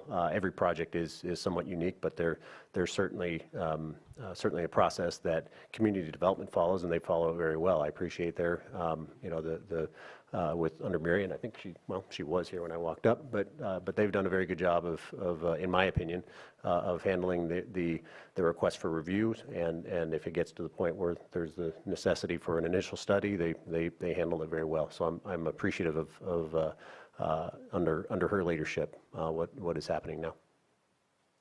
Just in closing, this is going to be great for Lucerne. It's great to get boats in the harbor and interacting with the shore, and I just look forward to seeing this project moving forward very much. Thank you. Thank you. Yeah, I'm just going to add, because I know that that was brought up, and I want to make sure to note that during the time frame when this initiated, 19 was the initiation of the budget that was put together for the funding to get this project moving. 20, of course, COVID happened. 21 went through the CADEX, and then with the help of CAO Parker, Director Lars Ewing and Tracy Klein, previous planning, she was the planner for this project, and then Robert Geary and Tomaggio Anderson plus Dr. Parker came. We went to the actual site and figured out a path forward, went to town halls, continuously, got it into a different direction, went very well.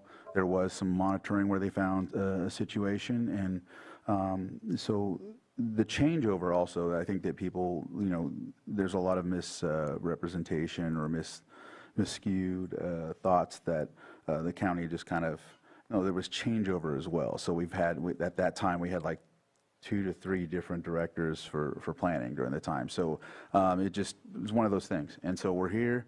Lars, thank you for being steadfast on this, and I think we're in a good spot here. So I just wanted to highlight that, we've got where we're at because of all the help and due diligence of everybody, so, and the concern.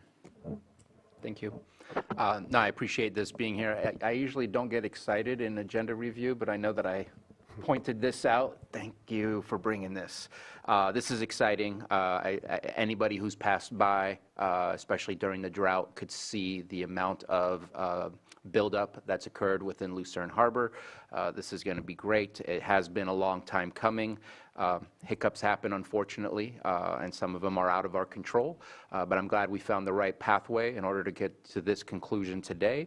What I'm hoping, not to say again that it's a model option, but what I'm hoping is whatever initial study review that we've done can be reutilized for Lucerne Harbor again in the future, because we know that the buildup of silt and sand and all kinds of soils is going to happen again in that area. And I'm hopeful that the study and what we have in documented materials will help us to redo this in the future when we have to dredge it again. And if I could add a suggestion there, that it's really a suggestion that I can communicate with the Water Resources Director and even the 2 cities, which is on the maintenance dredging side of things. This is the first time that harbor has ever been dredged since construction. So there is there's a pathway through permitting agencies if it's truly maintenance dredging, if you continually perform this. So that's something that we can consider as opposed to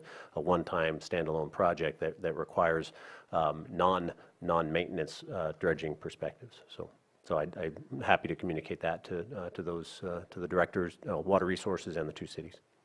Right, because at the previous time frame, there was no laws in place for cultural monitoring or anything like that, and so a lot of thoughts in the town and whatnot was, well, it wasn't done before, and Caltrans had found something in that area, and I'm sure that there's other areas when we move forward with different dredging projects that are going to be similar. So I think the concept that I think most education should take place is that when these were dredged or built, there was no cultural monitoring or AB 52 or Section 106 or anything like that. So it's important to keep those things in mind. Yeah. And I appreciate the idea between project and maintenance in the sense that this is this has a potential for an economic impact. I would say there definitely is, but I don't have the proof right in front of me. And so having that maintenance rather than waiting for it to rebuild to the point that we have it as today, currently, I think would be very helpful for the economy of the North Shore and things. So appreciate that this is in front of us and looking forward to this getting completed. Let's open it up for public comment. Please come on up.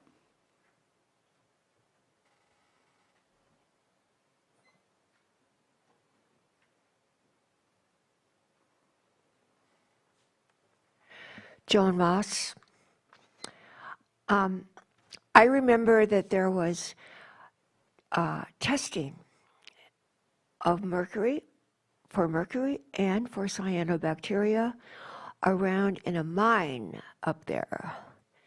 And I'm wondering if, and there were dead cats, and there was a question whether the cats were from the carp that were infested with mercury.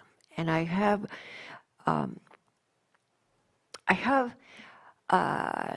handed it into the water projects. Kelly combined everything that I wrote as a public record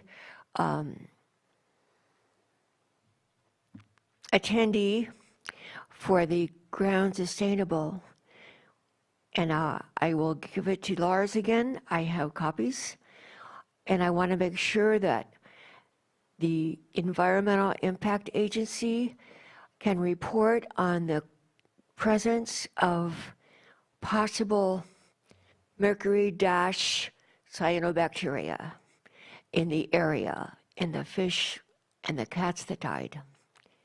I have documents I'll give to Lars. Thank you. Thank you. Okay, let's go ahead and bring that back and close public comment and bring it back to the board for action. Hold on, Supervisor Green, you have a comment? I just wanted to bring it back. So Blue Ribbon Committee for the Rehabilitation at Clear Lake. There was a 2023 project to dredge other channels, but they did do a call out. They did a shout out to Lucerne Dredging Project. So they did point out that among other benefits of this project, they're going to be taking out an estimated 2 tons of phosphorus and about 0.4 tons of nitrogen by dredging out that sediment, and that's roughly equivalent to 2% of the annual input of phosphorus for Clear Lake. So it may sound like just a little bit, but part of what we know about water quality in Clear Lake is there is a lot of phosphorus present in those deposited sediments. So this is probably not the best way to scrape the entire lake of phosphorus, but there is a tangible benefit that was called out at Blue Ribbon. So I appreciate that. Awesome. Thank you. And looking for action. So with that, Mr. Chair, I move to approve the award of bid number 24-13 for the Lucerne Harbor Dredging Project in the amount of $211,700 to Mars Engineering, and authorize the chair to sign the agreement and the notice of award. Second. We have a motion and a second. All in favor? Aye. Any opposed? Motion carries. Thank you very much. Thank you. So we have completed all possible items at this moment. We have 2 timed items left, so we will take a recess and come back at 11:30 a.m. to take up item 6.8.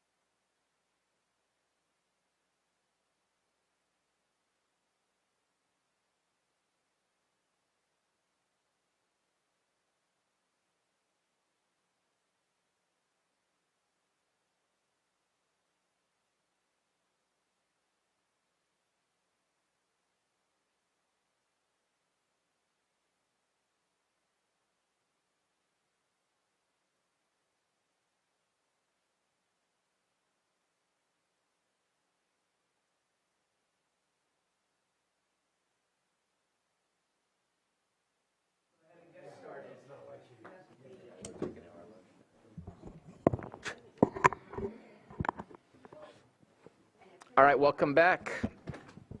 We will take up our 6.8 item, 11:30 a.m.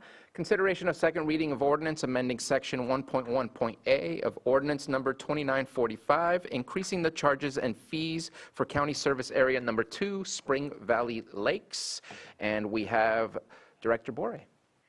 Good morning, board and community and staff. This item is a second reading to the ordinance that we went through the Prop 218 process for Spring Valley to increase the water rates, and this is the second reading of that ordinance. And so I don't know if there's public comment or if we want to request that we just read it in name only. Okay. Any questions or comments from board members? I think I'll just, would just like to hear from the public first and then go in from there. Okay. Let's go ahead and open up for public comment. Raise your hand if you're in Zoom, or come on up to the microphone if you're in the chamber. Hi. So I am here today to talk again about the proposed water rate hike for Spring Valley. I am sure that our advisory board had good intentions, but the community was not well informed about the process. The July meeting, scheduled for July 3rd, was moved to July 10th through a Facebook post. That post said that this meeting was informational and they would be discussing the water rate hike. There was no mention of a vote. There were about 12 people in attendance, give or take. A few pages of the rate study were shown to those in attendance. The 27-page report was not presented in full. A vote was taken, and a small group approved this proposal. The full report was not made public, available to us until Friday, August 2nd. We received the 45-day letter from Special District in July. That letter outlined the rate increase and process for protesting this increase. The letter indicated that the CSA2 serves approximately 400 customers. At the August CSA2 meeting, many people attended and expressed their objections to this rate hike. At that meeting, the advisory board said they would not answer any questions from us in the audience.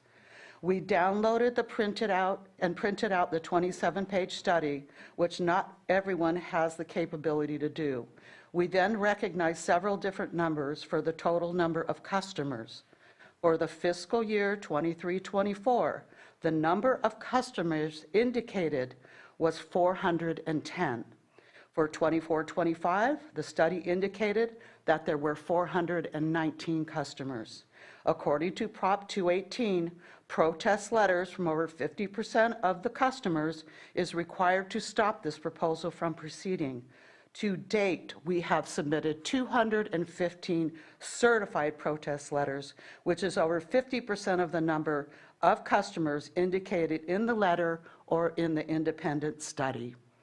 At that meeting, the board asked the head, at the last meeting, the board asked the head of special districts about the total number of customers. You relied on her information to make your decision. The number she provided isn't even close to the number in the study or the letter.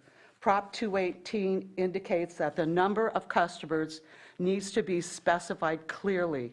If any of the numbers in the study or in the letter are used, we have over 50% of our community protesting this. The whole process has been an eye-opener for me.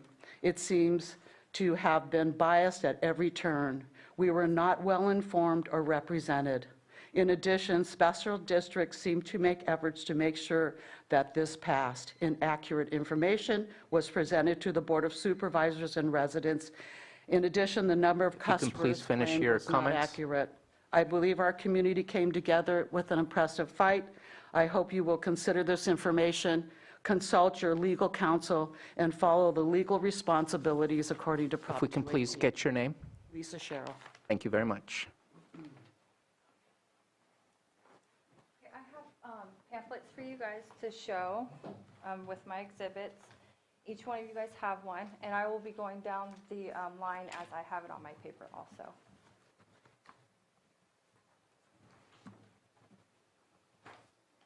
Thank you. Thank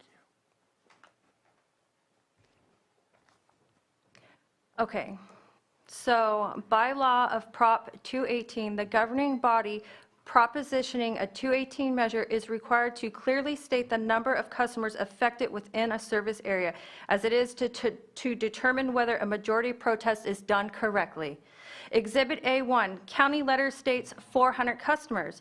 Exhibit A2 is from the study, page 6, 2.2, rate revenue state roughly 420. Exhibit A3 from the study, table 3, financial year states 410 customers. Those are hard numbers. Exhibit A4 from the study, page 19, 5.3, fixed meter charge rate calculation is divided by 419 customers. Also hard numbers.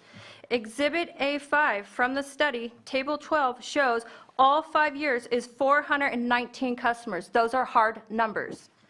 Exhibit B from the study, table 15, bi-monthly at various levels of use, financial year 24-25, on record from Robin stated on the September 10th hearing that she did a deep study into the water usage, as she found 68 customers were using 100,000 gallons in a bi-monthly period.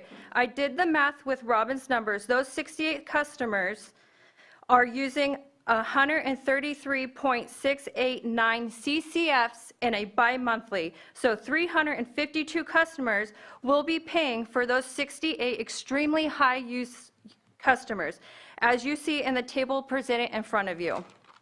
I also have concerns with Robin stating on record from the September 10th hearing, if Prop 218 did not pass, she would come back using an emergency order.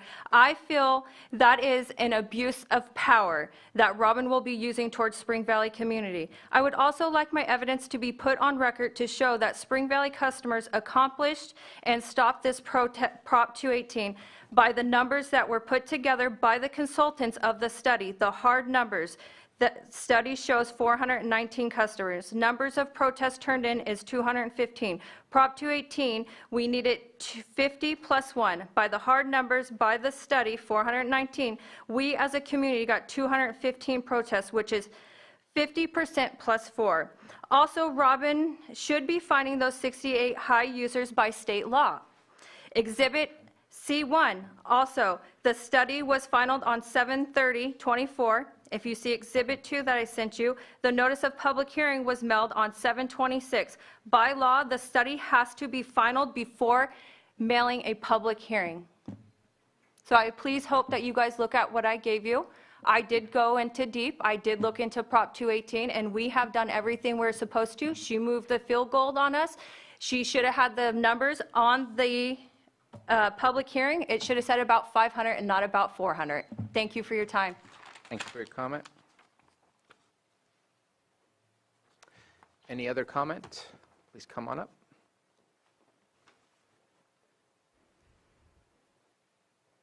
Oh, Carolyn, we have. Copies. You want me to just leave them here? Thank you. I am still Helen Mitchum, like I was last time. I'm here hoping to find some sort of maybe serendipity or divine intervention or something that might cause at least 2 of you to reconsider the vote that you took, that you did last week. A good portion of our community understands that rates need to be increased or adjusted. I just believe some folks see the proposed measure as a hardship, especially on those who are on fixed incomes. We're not a wealthy community and have in fact received a few grants specifically based on that fact. Like many areas in the county, we've been hit hard by wildfires, 3 in the last 5 years. And there are fewer customers today than there were in 2021. We had 427 then, we're down to 409 because lots of homes were lost and people just didn't come back. Our financials show a surplus 1 year and a deficit the next. It's kind of like a bouncing ball, just which way you're going to look at it. I've attached to the package you have 3 samples of financial information that was provided to the Finance Committee on the Advisory Board by special districts that show this fact. You've heard about the 120 or so customers using over 100,000 gallons of water each year. How about that one person who's using over 400,000? Can we really say those high users aren't responsible for increased pumping and treatment costs much more than the normal user? What is a normal user anyway? According to the Department of Water Resources in conservation-conscious California, wow, I knew that was going to be tough to say, a family of 2 uses about 96 gallons a day. That's a little less than 4 CCF a month, and this proposal expects that over 2 months, or allows that over 2 months. We don't expect to have lush green lawns, but we should be able to have a small garden, maybe some vegetables, and then there's that orchid that my friend gave me that I'm trying to keep alive inside my house. It's the only thing that is living in there of green nature. I believe the changes to the water rates that should have been included in this 218 are many. We're going to miss the opportunity to consider those changes if we don't make them now. If the basic rate is increased, why not standby fees? Our standby fees, should they be treated differently? There are some 90 accounts that could be standby status, but we're not quite sure about that, and an untapped resource for revenue. I believe the proposition was rushed through without sufficient consideration and discussion of additional sources of revenue and how expenses might be reduced by reviewing procedures and policies for unrealized savings. I hope I've caused you to think about this proposal from a little bit different perspective. Maybe see it from Spring Valley's position. We always think we're unique. I'll bet you guys do too. So as the saying goes, walk a mile in Spring Valley shoes. Maybe that's a little different than the norm, but walk a mile there anyway. Thanks very much. Thank you for your comments. Please come on up.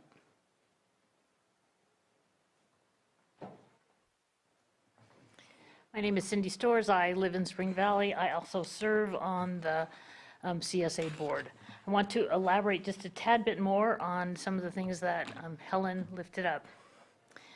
So as someone who sits on the Finance Committee on the CSA board, I can tell you, if you don't already know, that budget is broken. For several years ago, after it fluctuating, it became clear that it was costing $45,000 roughly, somewhere between $40,000 and $45,000 a year to keep the water system running. Beyond water paying for water. Water was no longer paying for water. So that's 2 years where special districts has had to grab money from anywhere they could out of our tax base in order to provide water. There are 19 other items in this ordinance that simply exist and exist in exactly the same format as they did in 2011. There's no change in the number of them. There's no change in their amounts. There is no change that indicates that indeed they were increased over these years for cost of living. None of that has happened. We have been asking for some conversation about a pretty significant item in that, the installation of a new meter and what that does to people who want to build out in Spring Valley. Does it encourage or discourage? And is it really necessary to go into the capital improvement fund when it was originally instigated to pay for a water system that was then paid for by grants? Those 19 items, even if they were increased for inflation, they're not going to total $45,000. But they seem to me to indicate that there are many areas in this ordinance that need to be looked at, that need to be fine-tuned. And I am hoping that the board will continue to work with us and special districts, that we can put together something that allows for water to pay for water, that addresses those issues structurally and financially in special districts in Spring Valley. Thank you. Thank you for your comment. Any other public comment? We have a comment on Zoom. Andrew Kirkendall.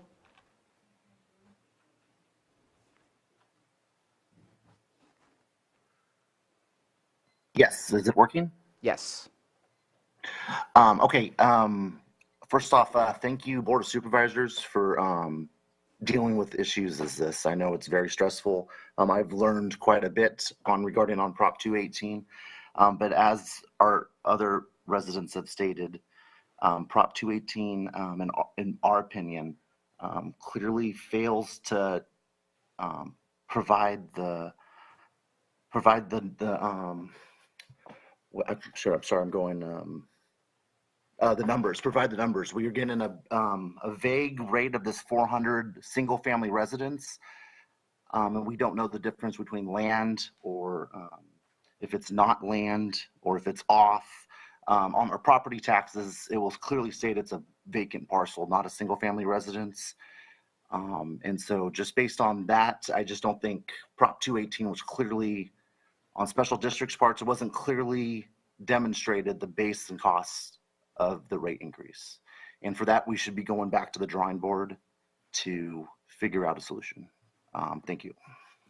Thank you very much for your comment. Joan, come on up, please.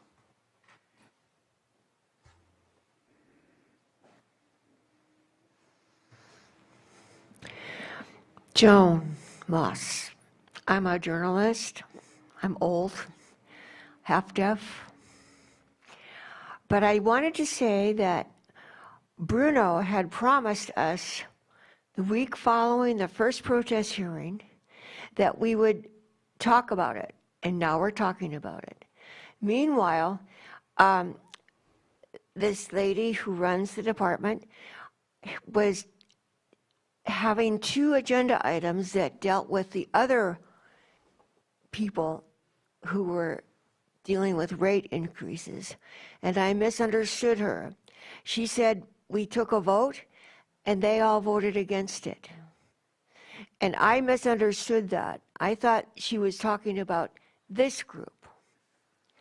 I'm still a member of the public, maybe a little bit outspoken sometimes, but I do believe that I didn't understand what Bruno had said.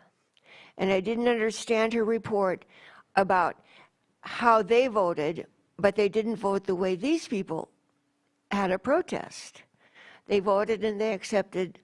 So I just don't understand why it can't be clear-cut and everybody has a right to speak and everybody has a right to speak up. We all have our rights.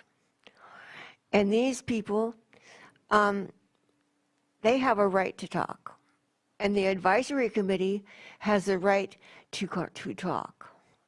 And people have their rights to find a lawyer and to sue if they think they're being mistreated. I do spend a lot of time on the 4th floor watching the lawsuits. There are things I don't understand that happen in the courts. But I have a right to say, I don't understand what's happening here. We stand and we pledge with liberty and justice for all. We say that every morning when we start this meeting. And that's what we all have a right to have. Thank you. Thank you very much.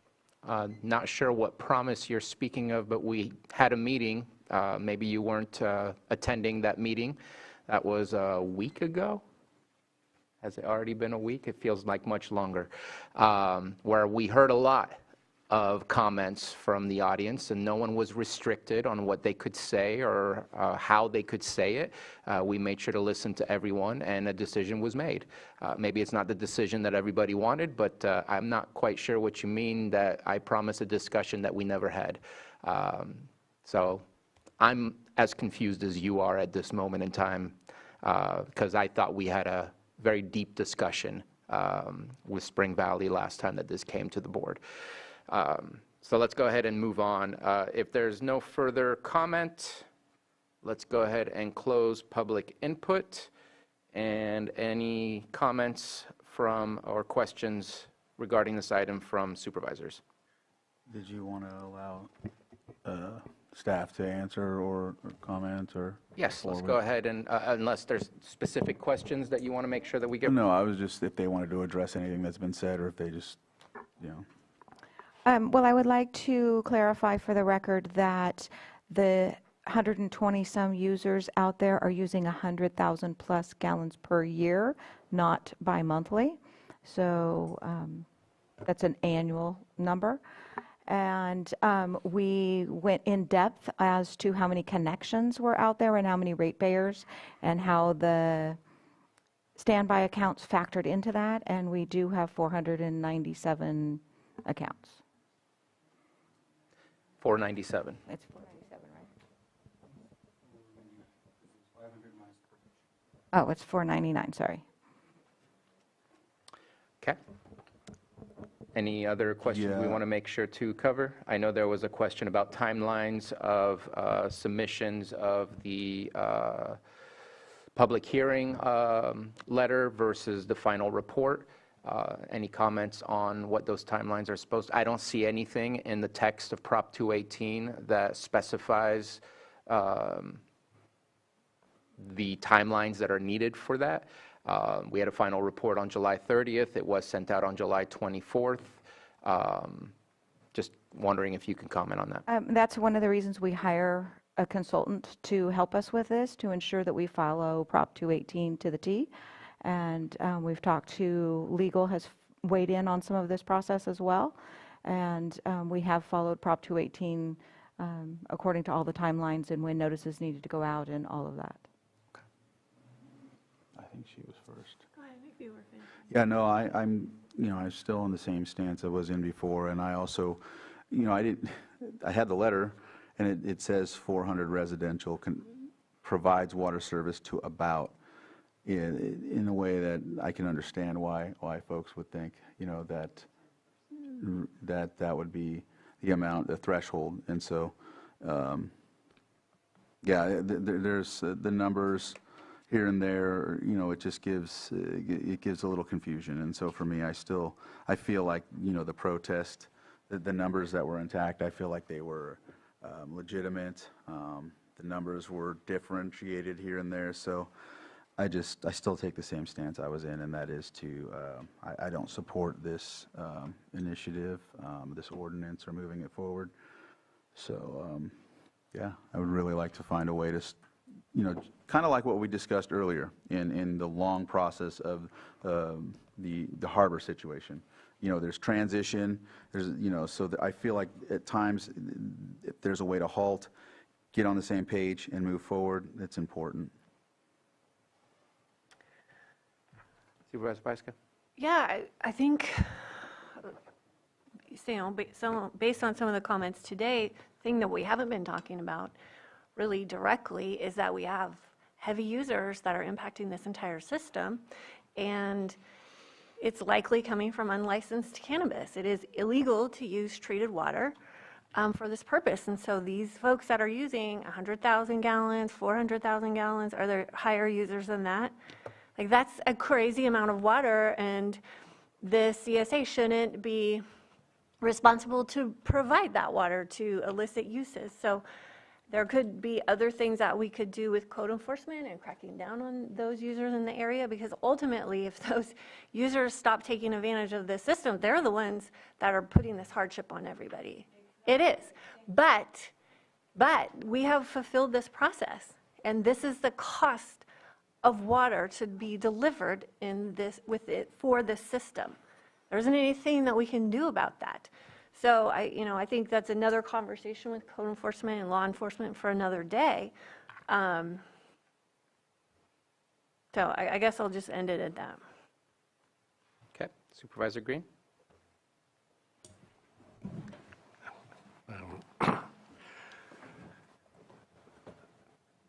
I agree. If there's going to be discussion about whether illegal activities are happening out there, that is a discussion for another day. That's not relevant to today's discussion. I just wanted to ask special districts or county council, just to clarify one last time, the language in Prop 218, I assume they're defined terms, but I'm looking at the notice that went out to a property owner, but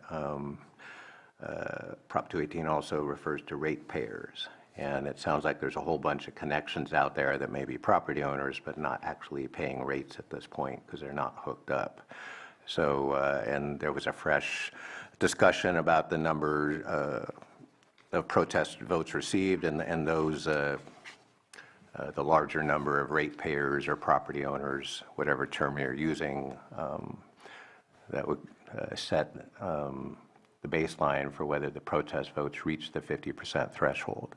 So really, to me, and thank you, Journalist Joan, for pointing out a litigation possibility, but my question is, it sounds like we've checked all the check boxes on 218, but I'm a little fuzzy still on the property owner ratepayer distinction, if there is one. And I just want to make sure we lock in that final number, like as of today when we pass this ordinance, what's that number of connections or property owners or ratepayers, whatever that term is, against which we weigh the protest vote. Yeah, so we sent the notices to the property owners that have water connections, or that means that they're either using water or they have a connection that they could turn on at any point. So the standby accounts, they're all ratepayers because they're all paying a fee. And so per Prop 218, that's where we sent them to the property owners and have followed that. So that a tenant of a rented property that actually pays the water bill or indirectly pays the water bill, they don't have ratepayer status under. They would not have received a notice. We sent it to property owners per Prop 218. All right, thank you. Well, and it's just important to note that if you had everybody, all 499, using water and paying for water, it will also bring everybody's rates down if the more users that you have. But you still have a service, which means you're still going to be impacted if there's a change. You can turn the water on, you just aren't using it currently when you're on standby. And I think most of those had houses at one point and then were lost in the fire or and still in the process of rebuilding or determining what they're going to do. Right, which again is the same thing that we have been experiencing in the Cobb area. Is when you lose all those users, it really affects the other users. So, Vice Chair Crandall. Just real quick, and just back to that statement on the CSA 2, Spring Valley Water provides water service to about 400 residential connections. And then I think last time I asked if there were the folks that bought their meters included in that 400. That's stated in the front page because when it was sent out, they said there was 500. So is that that's to the properties, but was the 400 residential connections, that's including the folks that have a meter as well, that bought a meter? The 400 meters are 400 and change meters are those that are actually having water distributed to them. So they get a monthly bill for water usage. And so they have at least 1 gallon of water. The standby accounts are also part of that 499 number. And they get a bill for the standby account, but they are not actually using water. And so that's where Prop 218 gets really, really confusing and really complex, and that's why we use professionals that's all they do is Prop 218, because when you figure out rates, you have to base it on those that are using water. You can't say, oh, well, we're going to get so much from connection fees and so much from all these other miscellaneous fees, because it has to be based on water use. And so that's why the rates fluctuate with the number, and some of those calculations come out a little different. But when the Prop 218 process goes out, it's to all property owners that have a connection, which counts the standby. So, a couple of comments. I've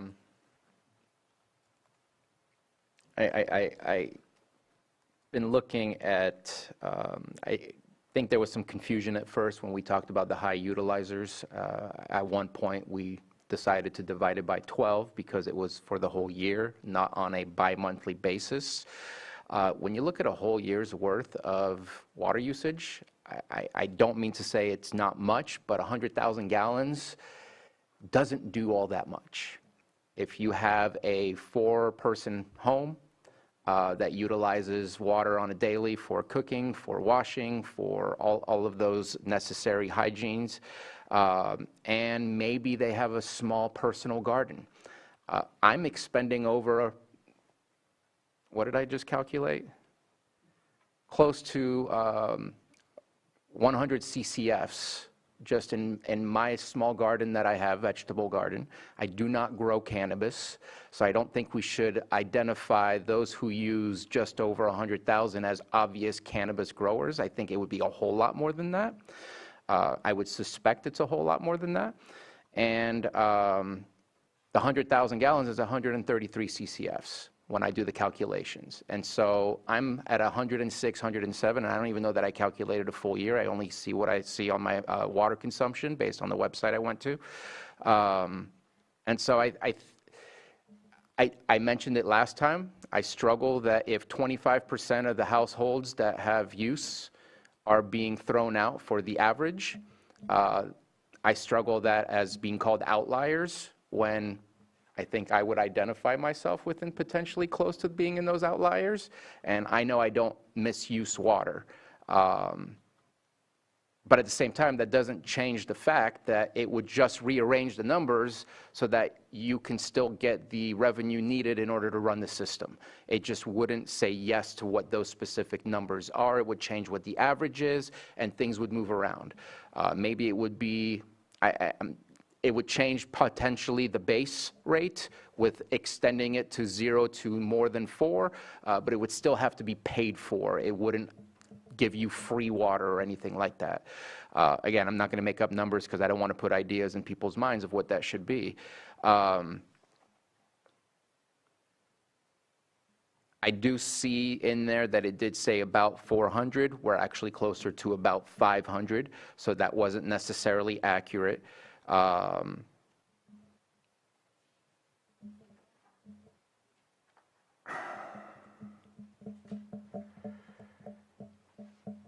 looking at the Prop 218 text as it is. There might be guidelines, but the text is what the text is, and that's what the law has to be based off of. And I don't see very specific things inside there of what was brought to us today related to timelines, and it's been reviewed by County Council.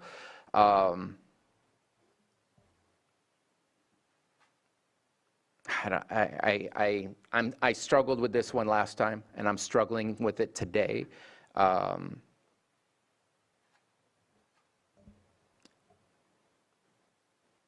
And I get it, the whole process brought to you by the request of CSA number 2, not in support from CSA number 2, but these are things that we are obviously doing for other districts and doing for this district because we have to keep up with what is the true cost of getting it there, or else eventually nothing is getting there.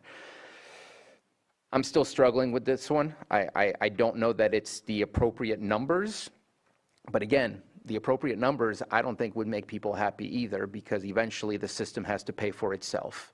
But I would like to see, if it's 400,000 gallons, that those are outliers.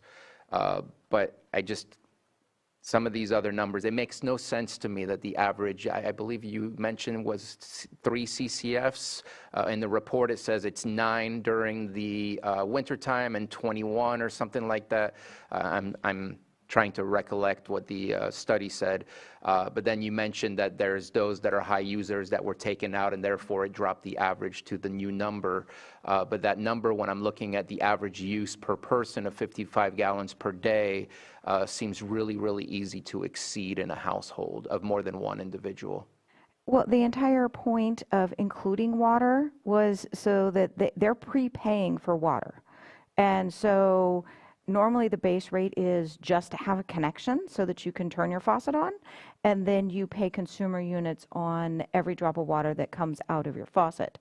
The recommendation was to include 4 consumer units, which everyone out there seems to use at least 4 consumer units, so they're not prepaying for water that they aren't using, and then supplementing somebody else that's using much more water.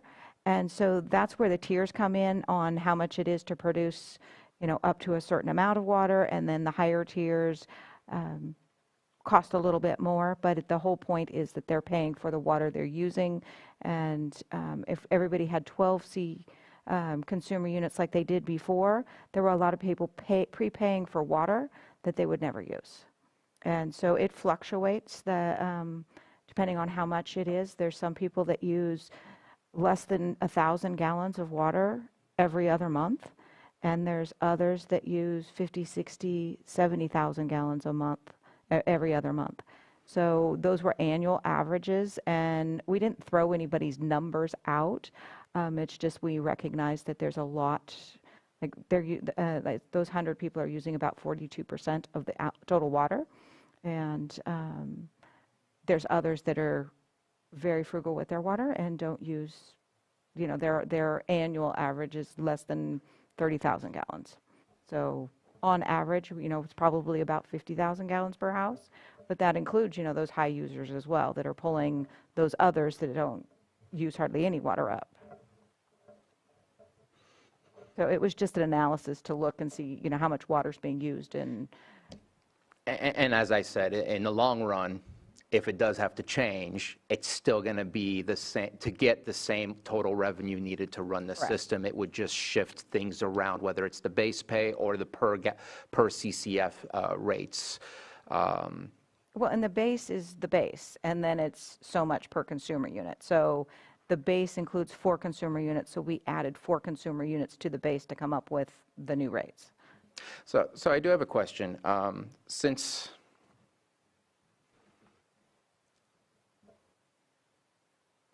Since we said about 400 on what was submitted, and since we're now saying 499, and since we have 40% plus of a protest vote, I guess I would like to make a request that we get a list to show the active list that we have, so that we can at least prove and 100% say this is less than 50%. They're bringing it up. I think let's show them the proof, and that's what I would make the request to, and say let's go ahead and make sure that that's made transparent, so that it's obvious to the public that we did not meet the 50% threshold. And so we'll have to redact some personal information on there. So that'll take some time, but we can bring it back to the board, or send it to the advisory board, whichever you would prefer. Well, I think that can just be available if anyone wants to. If you provide that report, anyone can just come and see it. They can pick it up, they can take it to their advisory board, but we need to move forward with this. I don't want to push this off again. We've done all of the work, we've had a lot of meetings, we've given this a lot of time, and we need to move forward. And I'm looking at... Yeah, I agree with you. If we could determine which letters that were protested to match the users and the, or I mean, again, the 400 or the 490, I'm not sure, but yeah. Because on one hand, it could be more than 50%, and on the other, it could be 40%. So that's why I agree with you to look at that. But there is clearly 499 active users, and so the protest was 250. Standby counts, and so we have went over all of those numbers. The difference that Jesse and I were talking about was the production meter, and our meters that don't count, they aren't delivering water, they're just calculating how much water is going through the system. So. And I appreciate the time that's been spent on this, and I appreciate the objections to this from District 3 Supervisor in our last vote. And I think that we are missing one piece of transparency that I think would really help and help us move forward. And so I'm not looking to put a wall on this where it doesn't move forward. I just think that with the effort made by the community and the voice of District 3 Supervisor, I'd love to support that extra level of transparency to show here's all of our active current users, and That way we can see the total rather than just hear a number or see a number that says about 400. And right now we've been hearing things, but I think it's always good to see things and share the documentation to support those things. And I apologize for not asking for that earlier, but I just want to make sure that we're not choosing one side over the other of what words we want to take, that we have documentation to show exactly why it is that we're choosing to move forward in one direction. Supervisor Green? Thank you. I'm going to follow up on my prior question, if there's a distinction between ratepayer and property owner, if only because the only notices that went out were to the property owner. But looking at the section of the Constitution that addresses this, there is a definition, and property ownership, quote unquote, shall be deemed to include tenancies of real property where the tenants are directly liable to pay the assessment fee or charge in question. So for those renters out there who are paying the bill and potentially on special district's role as the ratepayer, without some comparison of the names of the people actually paying the water bills against those who own the property, I can't necessarily accept the assertion that noticing is proper when it's only sent out to the property owners of record on a grant deed. If there's no consideration of whether ratepayers are directly liable to pay the assessment or the water charges in question here, then the question of notice being adequate is raised in my mind. Granted, I cannot imagine the difficulty that may come with attempting to parse who actually owns a property and pays the water bill versus a tenant, but it's in there. The language is in there. So if the California Constitution and Prop 218 takes care to define property ownership to the point that we should be noticing tenants who actually pay the water bills, then I have a question about whether notice was adequate. And unfortunately, that same question may precede other 218 hearings. So I don't want to unpack a can of worms, but they have very clearly raised concerns about proper notice. And I'm a process guy, so I want to make sure every opportunity has been given to notice this. And I'll just leave it at that for now. If there's any comments from special districts or county council on that particular clause of 218, I'd be interested to hear that. County Council? Yes, thank you, Mr. Chair. So starting point, or at least a starting point, would be Article 13D, Section 6, Sub A1, the California Constitution, which does provide for noticing requirements, at least to a certain degree, where it states, I quote, "The parcels upon which a fee or charge is proposed for imposition shall be identified under this Prop 218 process.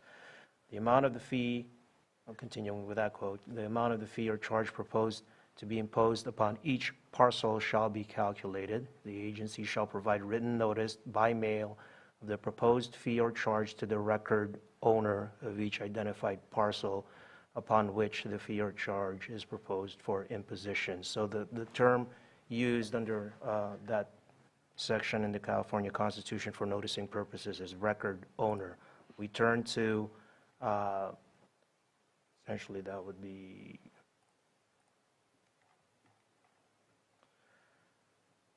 Article 4.6, Chapter 4, Part 1, Division 2, Title 5 of the Government Code, which is the Proposition 218 Omnibus Implementation Act, which it defines a record owner under Section 53750J as an owner of a parcel whose name and address appears on the last equalized secured property tax assessment roll, or in the case of any public entity, the state of California or the United States, means the representative of that public entity at the address of that entity known to the agency.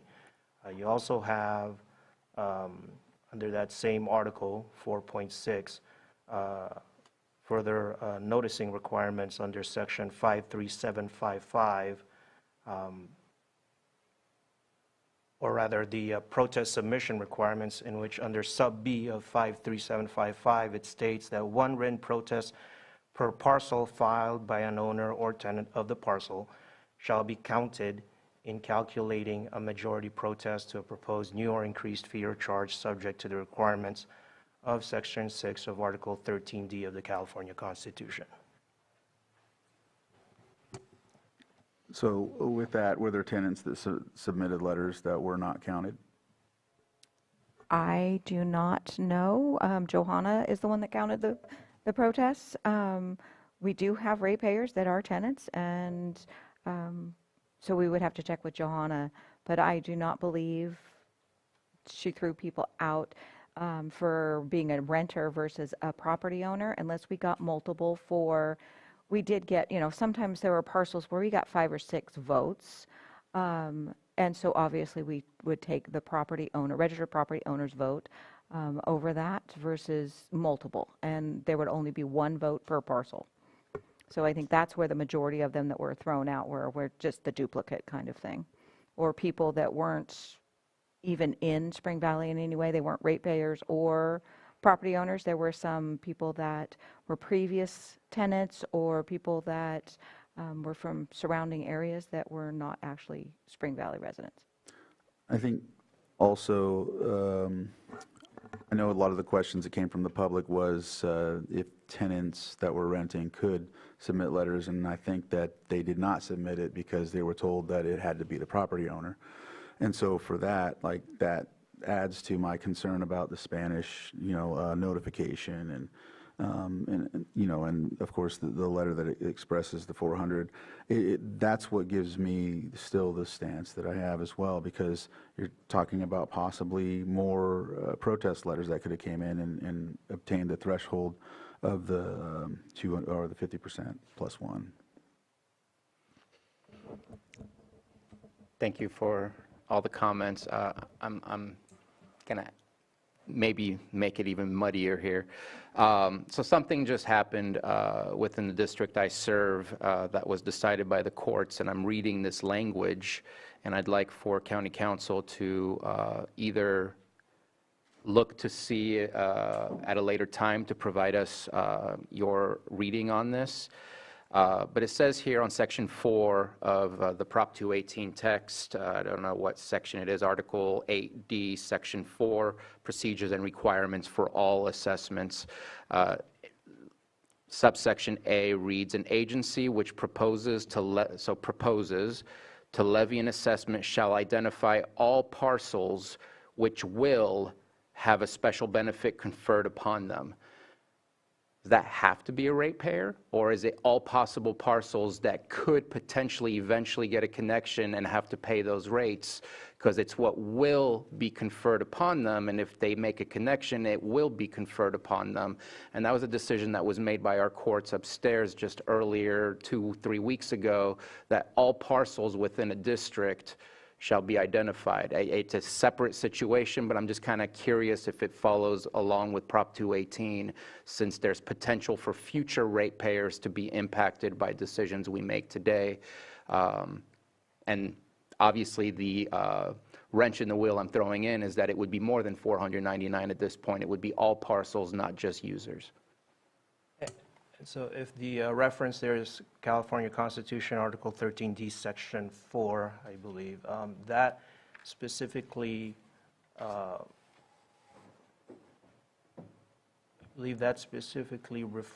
relates to assessments as to, in contrast with fees or property-related fees. And that would be,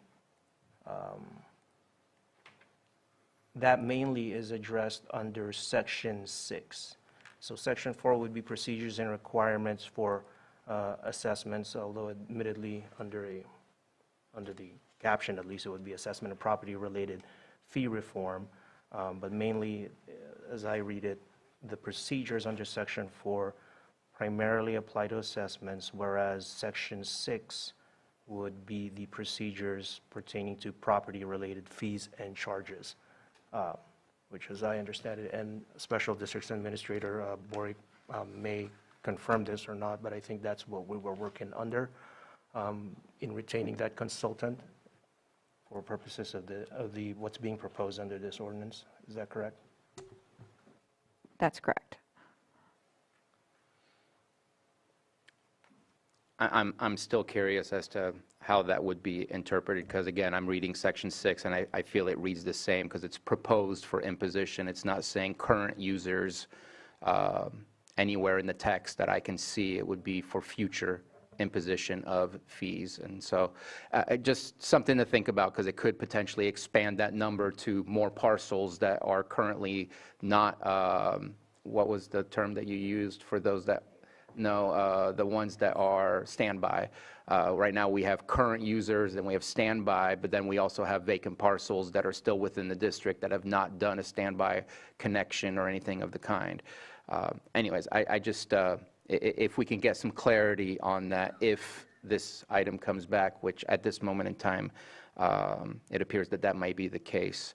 But I'm still, I think that I would still like to see that list, just again, so we can create a little level of transparency. There's some questions about the numbers.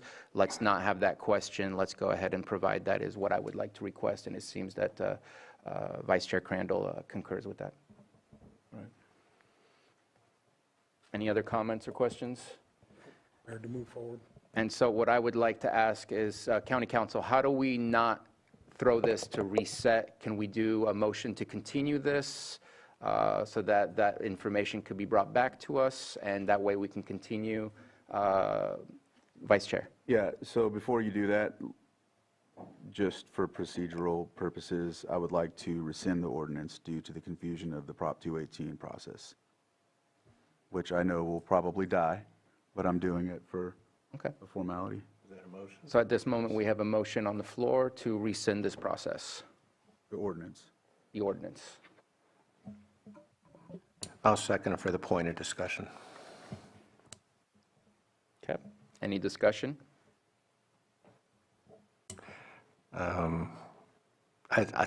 You know, it is a Hobson choice. Short of passing this, it does put the district in a bind such that special districts will be forced to do something that may be even less palatable.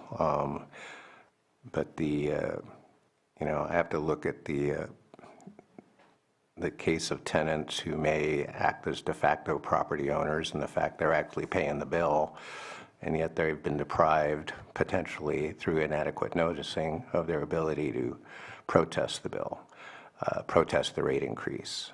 And I get that there may be other parts of Prop 218 that say direct notice to rate-paying tenants is not required.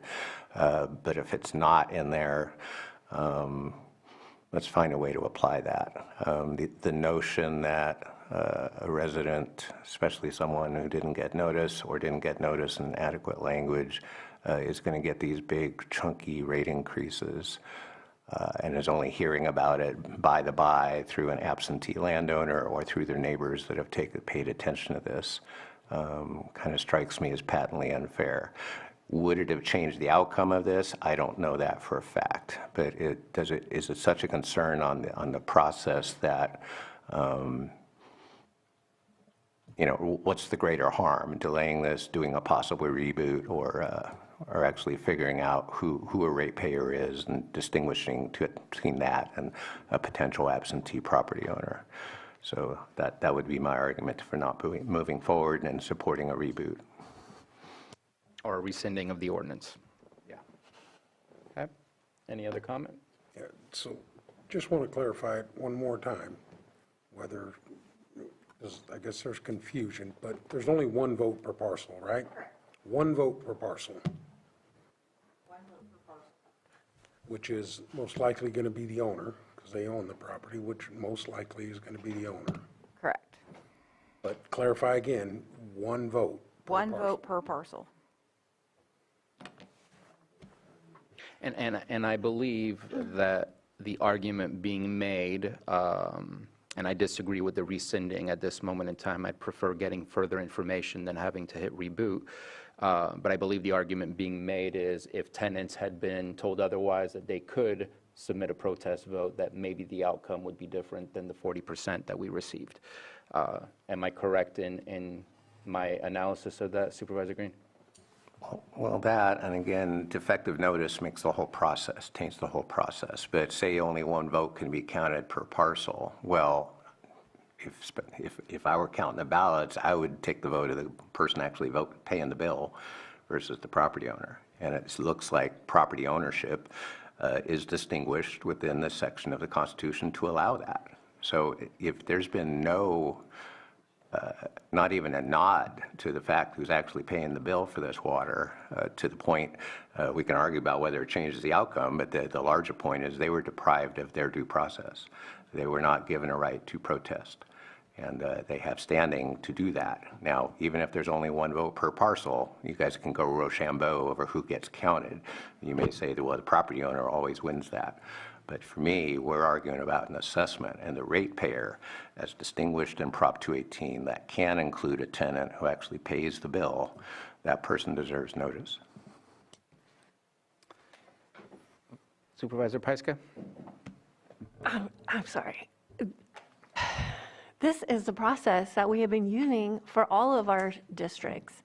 And this conversation never came up in the other ones, and we need to move forward. It is difficult, yes. This is hard, yes. But we have to move forward. It's not going to change the outcome, and we can't just kick the can. So this is,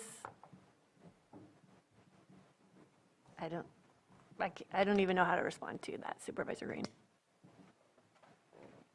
Well, I'll respond. Inadequate notice was not alleged in the other 218 hearings. It is the same process. We have followed the same process.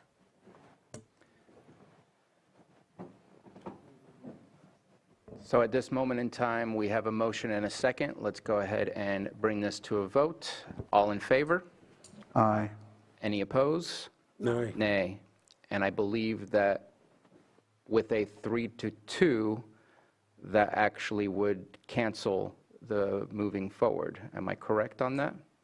Because we need a four-person vote to move forward with the second reading. Is it the same to rescind? You need, yeah, I think you need 4, right?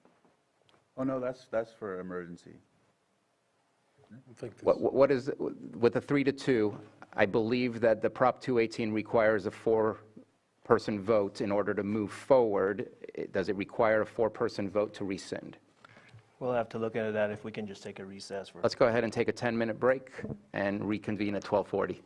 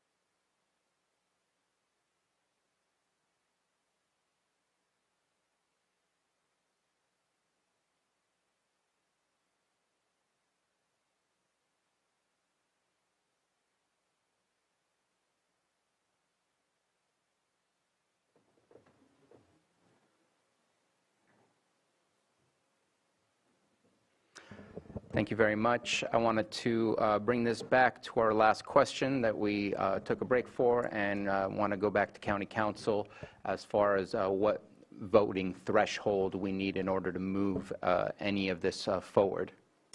So, thank you, Mr. Chair. So for the motion that's before your board that was seconded and a vote was called, which is the motion to rescind the ordinance, that would only require a majority vote, so at least 3 out of the 5. And I believe since the vote has been taken for that, under that motion, just to clarify for the record, because the roll call wasn't made, I believe it was 2 votes for 4 in favor of the rescission of the ordinance and 3 votes against the rescission of the ordinance. And therefore, the vote does not pass. Correct. And if there was a motion to be placed for a second reading to move forward, that would also require just a simple majority vote of a 3-2 at minimum in order for that to pass, correct? Correct. And with that motion, since what's before your board today is the ordinance itself, the motion can be taken by a roll call, which would be offering the ordinance for vote. Okay. I just wanted to get clarification on that. Thank you very much. And bringing it back to the board. I'll offer the ordinance. The ordinance has been offered. Supervisors Simon, Yes. Crandall, No. Green, No. Pyska, Yes. Sabatier. Nay. What I would like to offer is that we continue this item, bring back some items that I'm looking for consensus, bring back items that I've requested, the list of active ratepayers / standby to prove the 499, since that number has moved a little bit since the since the notifications have been sent out.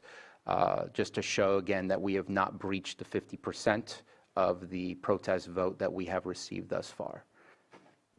So that would be an information item, right? Because this is a dead item now, right? Yeah, Yes, it is. So just for clarification, in light of the ordinance not being adopted and the second reading not moving forward, the ordinance was not adopted.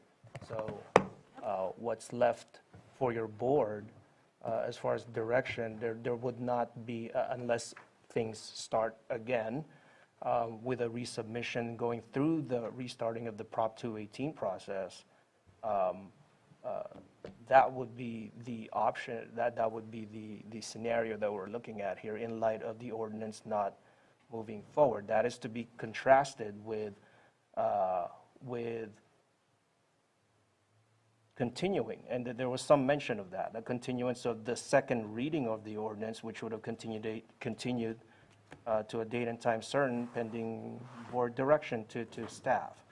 But as it stands right now, unless there's another motion before your board, the ordinance did not pass. Which still gives us the opportunity to make a motion to continue and reverse the previous vote that was just made. Yes, that is a motion that could be your board, that has happened in prior instances where your board can rescind the offering or the action that was taken from the offering of the ordinance. Okay. Supervisor Green? But a motion to reconsider takes 4 votes, right? We didn't ask that one. I don't believe a motion to reconsider a board action would necessarily require a 4/5 vote. I thought we had it prior items. Okay, sorry.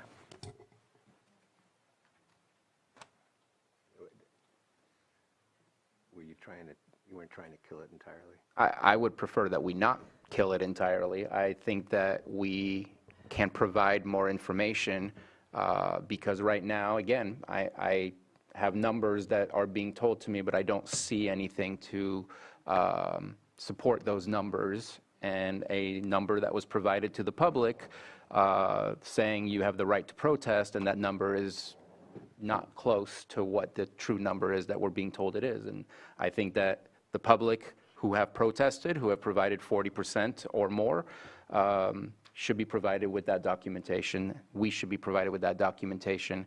And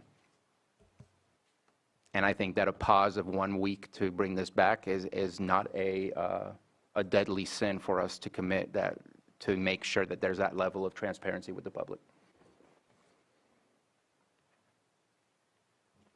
So I think I heard a procedural boo-boo there, but it sounds like there's latitude. If a motion to reconsider can be made and it doesn't require a 4/5 vote, then I won't be making that motion, but somebody else could.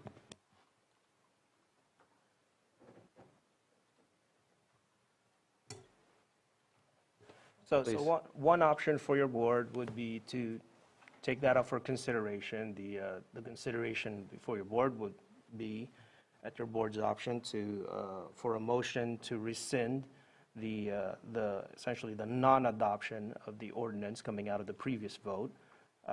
There would have to be public comment on that as well, and then bringing it back to your board for that specific motion, which would then bring this item 6.8 before your board again for another motion, a subsequent one.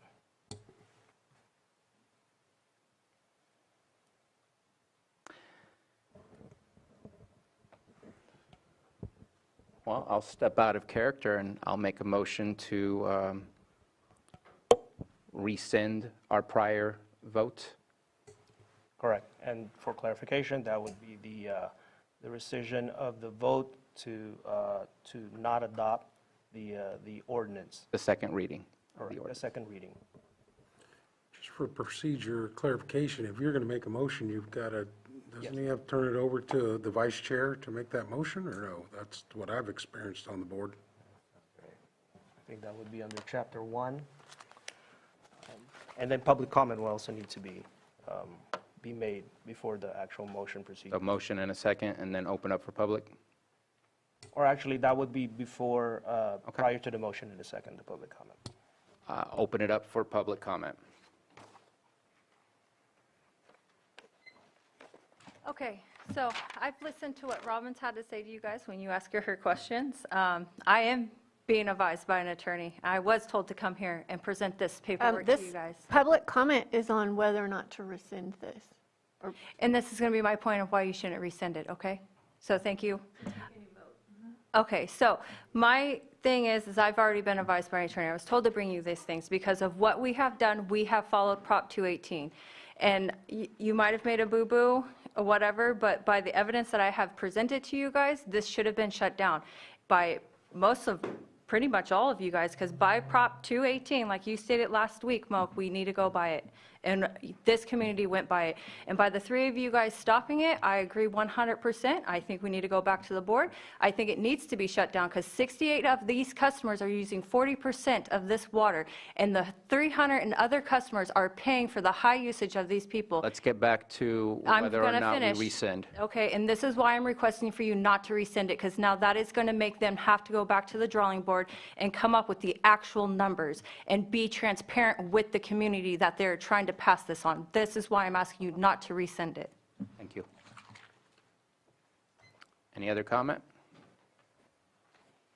I see none in the chambers, none in the Zoom room. And bringing it back, and County Council, is that enough time for you to? What I found on Chapter 1 of the county's policies and procedures is that your board does have a custom of granting the district supervisor the privilege of making the initial motion on planning applications and appeals that originate in his or her district. And should that initial motion fail, the floor is open for alternate motions. So it seems to be a custom, but not mandatory.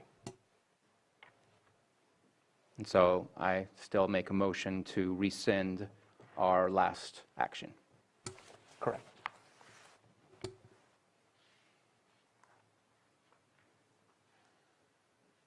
I'll second. We have a motion and a second. All those in favor? Aye. Any opposed? Nay. Okay, then I guess this restarts the process since we are not bringing it back.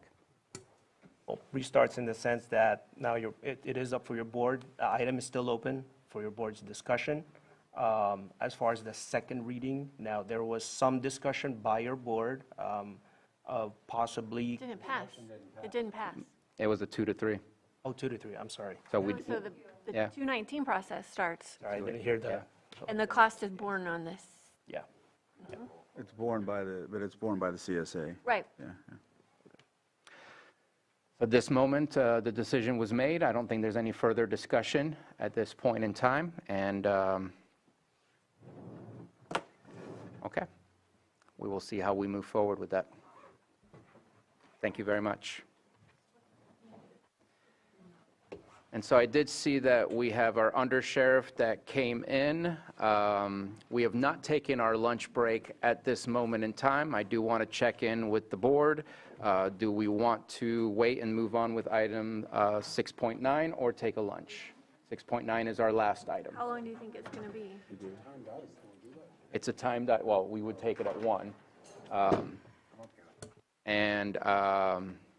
I don't think it's just a discussion. There's no vote, so I think it's a whole lot easier than what we just went through right now. But I'm expecting that no longer than, and I'm kind of looking in the back, no longer than 30 minutes maximum. I believe if that long. Yeah, exactly, not even. That way we just end our meeting at 1:30. We take a 10-minute break right now and reconvene. It looks like we have a consensus on that. So let's reconvene at 1:02, and we will take up our 6.9 item and close out this meeting.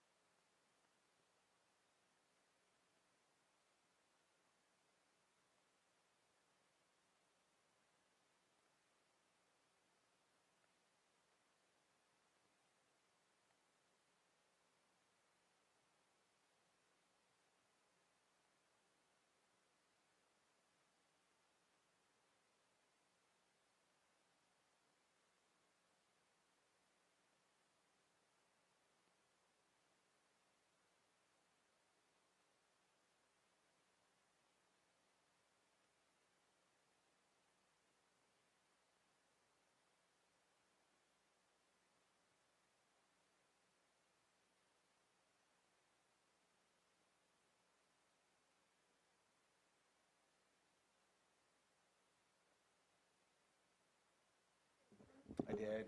Some other things I had to take care of this morning, so.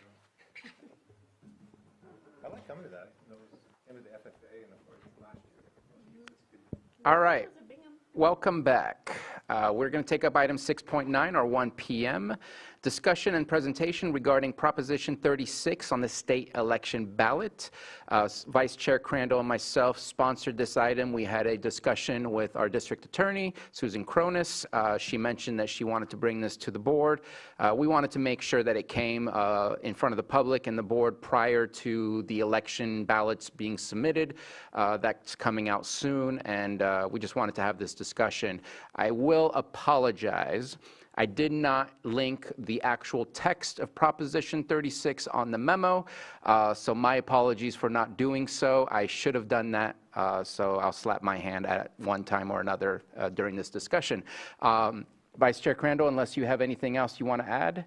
No. I will pass this on to Susan Cronus and Luke Bingham, our undersheriff, for them to let us know what Proposition 36 is all about and the potential impacts to their departments. Okay, thank you very much for having us here and giving us this opportunity. I really appreciate you setting this up quickly, so thank you so much. I'm here to talk about the Homelessness, Drug Addiction, and Theft Reduction Act, which is Prop 36 on the ballot in November.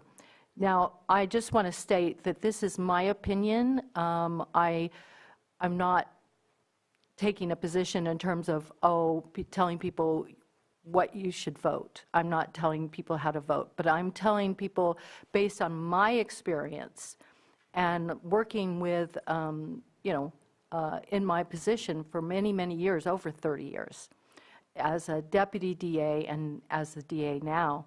This is my opinion as to this act, and I'm going to vote yes on it. So that is, and I'm going to tell you why my opinion is that.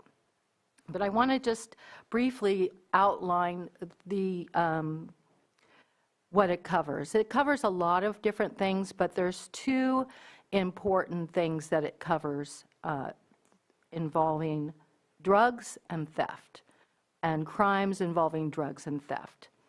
So basically, the bottom line, how this came about is since Prop 47 was passed many years ago, there has been an increase. That Prop 47 reduced, first of all, reduced the amount of, or increased the amount of money that you could steal to over $950, and it would still be a misdemeanor if it's under $950. So it's always a misdemeanor no matter how many times you go in to, let's say, the store, steal. You could do it every day. And if it's under $950, it cannot be aggregated, and you cannot charge a felony. Our office cannot charge a felony. It also changed the drug laws that if you are in possession of a drug, we cannot charge a felony no matter how many times you've been in possession of drugs.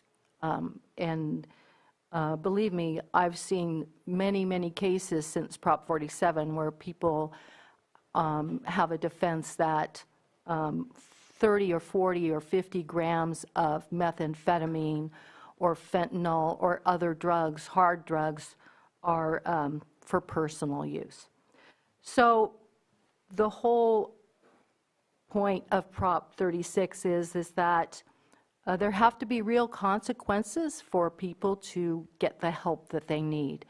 And the emphasis on this bill, on this proposition, is for people to get the help that they need, drug treatment, and drug treatment that's going to work. And it takes a lot to get over an addiction, and you need possible consequences of jail or maybe prison before you're going to take that leap and go to drug treatment and take it seriously. So in terms of drugs, for simple possession, you are eligible for drug diversion or treatment. That's the law right now. And the law for possession that could be charged as a felony is at the discretion of the DA, but that's currently only for possession for sale. So the Proposition 47 now, you cannot file felony for possession. The result is that, as I said, the people are not seeking treatment even for large amounts of personal possession drugs. So the change would be that it would, first of all, an important change, it would add fentanyl to the list of existing hard drugs, which it's not currently. It would promote drug treatment for simple possession, and it would basically require, if you have 2 or more convictions for possession, then you can, the DA's office can charge a felony after those 2 possession charges. But it's still at the discretion of the DA. It doesn't have to be a felony, but it gives us that discretion. For drug possession for sale or sales of drugs, it would allow us to charge well, it's already a felony, but after 2 or more convictions for possession for sale, you could be sent to state prison instead of the local jail, and that would be considered a much more severe consequence than just local jail prison. It would also allow us to charge charges if you're armed with a firearm with possession of hard drugs, then it could also be a felony that could send you to prison. So those are the changes. In theft, in the theft realm, currently, if it's under $950, you can never charge a felony. So this does allow you to aggregate. The new law would allow us to aggregate the amounts. So if you went into a store every day, stole like $300 here, $400 there, then it would allow us to aggregate those amounts to reach the over $950 amount. Right now, we cannot do that. So we have to charge each case separately as a misdemeanor. And basically, it allows individuals to go in and steal a large amount of merchandise from stores. It's also in regards to people stealing from other people, people stealing from the elderly. If it's under $950, it's still only a misdemeanor. The law would change that, and it would allow us to aggregate those amounts for different days. It would also allow us to, if you have 2 or more misdemeanor petty theft cases, convictions, then the third one we could charge as a felony. And that would be a local jail felony, but if you have 4 or more convictions, then you could be sent to state prison. So it also increases the consequences, and it adds additional time. If a person steals amounts over $50,000 or more, it could add a year or 2 or 3 to the sentence, depending on the increase over $50,000. Judges will still have discretion, as well as the DAs will still have discretion as what to charge in each specific case. The point here is that we want to emphasize diversion programs, whether it be drug treatment or mental health treatment, to give defendants a consequence if they don't go into drug treatment, and make that more favorable to them than just basically 5 days in jail or 10 days in jail, which what they're getting now if they commit these offenses. This will also impact so-called smash and grab cases, and again, depending on the value of the items taken, now these individuals can be sent to prison instead of just the local jail.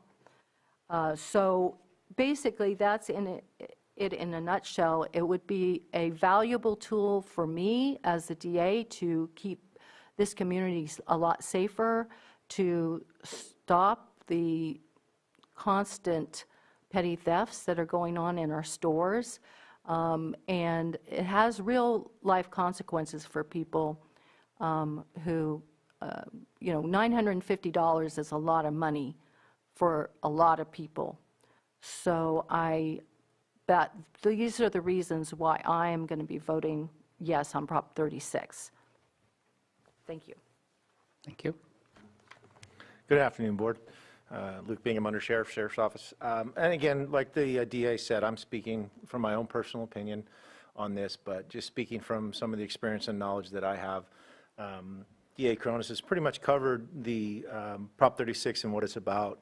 The way we see it in the Sheriff's Office, and I see it from my point of view, is that we've seen a marked increase in drug possessions, fentanyl cases, and et cetera. One of the things that she didn't cover in Prop 36 is a mandate that if somebody is arrested for possession of fentanyl for sales, then they are given a notice in court similar to a DUI. If you get your first DUI in court, then you're noticed in court that you understand that driving while intoxicated is a crime, and you understand it's a threat to the community, and that if you continue this behavior and continue to drive while intoxicated, that you can cause great bodily injury or death to somebody on the street. And then that assists the DA's office and the Sheriff's Office in California Highway Patrol in our investigations of injury and death accidents related to DUI.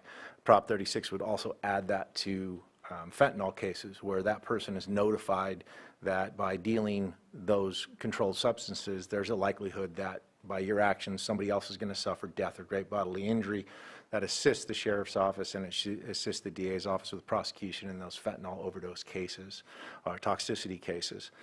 So I think that's a good part to it. I've always been a believer that simply incarcerating somebody is not going to solve the problem. There's many different social aspects to why people use drugs and why people steal, but the reality of it is if you talk to anybody who's involved in any type of treatment programs, until somebody hits rock bottom and makes the personal decision to change their life, they're never going to change their life. And I understand that by sending somebody to treatment, that we can't force somebody into treatment. But I heard one of the best analogies I heard was the other day at the judge's breakfast. I was talking to a gentleman that had spent almost 30 years in a treatment facility. And he says, you can lead a horse to water, but you can't make him drink. But they're at the water trough, and sooner or later they're going to get thirsty and they're going to drink.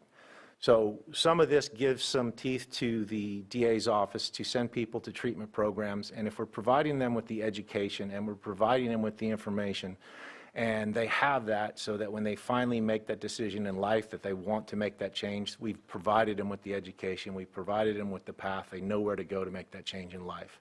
And those are the things that we're looking at. When it comes to the theft side of things, we've seen a marked increase in thefts. Unfortunately, I don't have the stats in front of me. This kind of came up rather quick for this meeting, so I wasn't able to run the stats. But we've seen a marked increase in both drug arrests, drug crimes for possession of narcotics, sales, and then our theft crimes have increased in the Sheriff's Office. And again, we've gone to the same locations 4, 5, 6 times, and our hands are essentially tied. We give somebody a citation for a misdemeanor theft. We send them down the road, and they go to the DA's office, they get a slap on the wrist essentially, and they're out there doing it again and affecting our community. And again, simply incarcerating them isn't going to solve the problem, but there has to be some teeth that's going to convince somebody that I don't want to do that. I want to change the way I'm doing, or simply, let's be honest, there are criminals in this world, and just that's what they are, and that's what they will always be, and you have to deal with them. The majority of the people, we can hopefully change their mind through different social programs and support and treatment. We can change their status in life, how they're living, and help them better themselves and their families. And some people, quite frankly, just need to go to jail because they're going to continuously victimize our community. And we need to take them out of the community to protect our community. And it's frustrating for our deputies and my deputies when we go to the same house over and over again, or we go to the same store over and over again, and all we can do is tell that business owner, sorry that you've lost $5,000 this month by being constantly petty theft, but all we can do is give them a citation and move on. So this is going to help some of that. And quite frankly, Prop 47 has been in effect for 10 years, and we have not seen a betterment in our criminal justice system and our crimes. They're continuing and they're increasing, so it's quite frankly time to try something different. So, thank you. Thank you very much. Vice Chair Crandall. Yeah, so I just wanted to thank you for that, Undersheriff and District Attorney. Just wanted to just note that I want to say it was in July when we had our RCRC meeting. The RCRC Board of Directors adopted a support position for this unanimously because of everything that's been stated.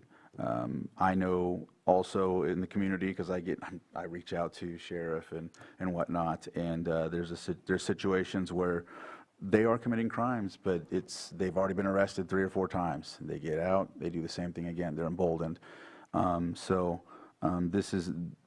This is a result of Prop 47, and some of the folks don't realize that's what it is. They think that both aren't doing their jobs per se, but your hands are tied.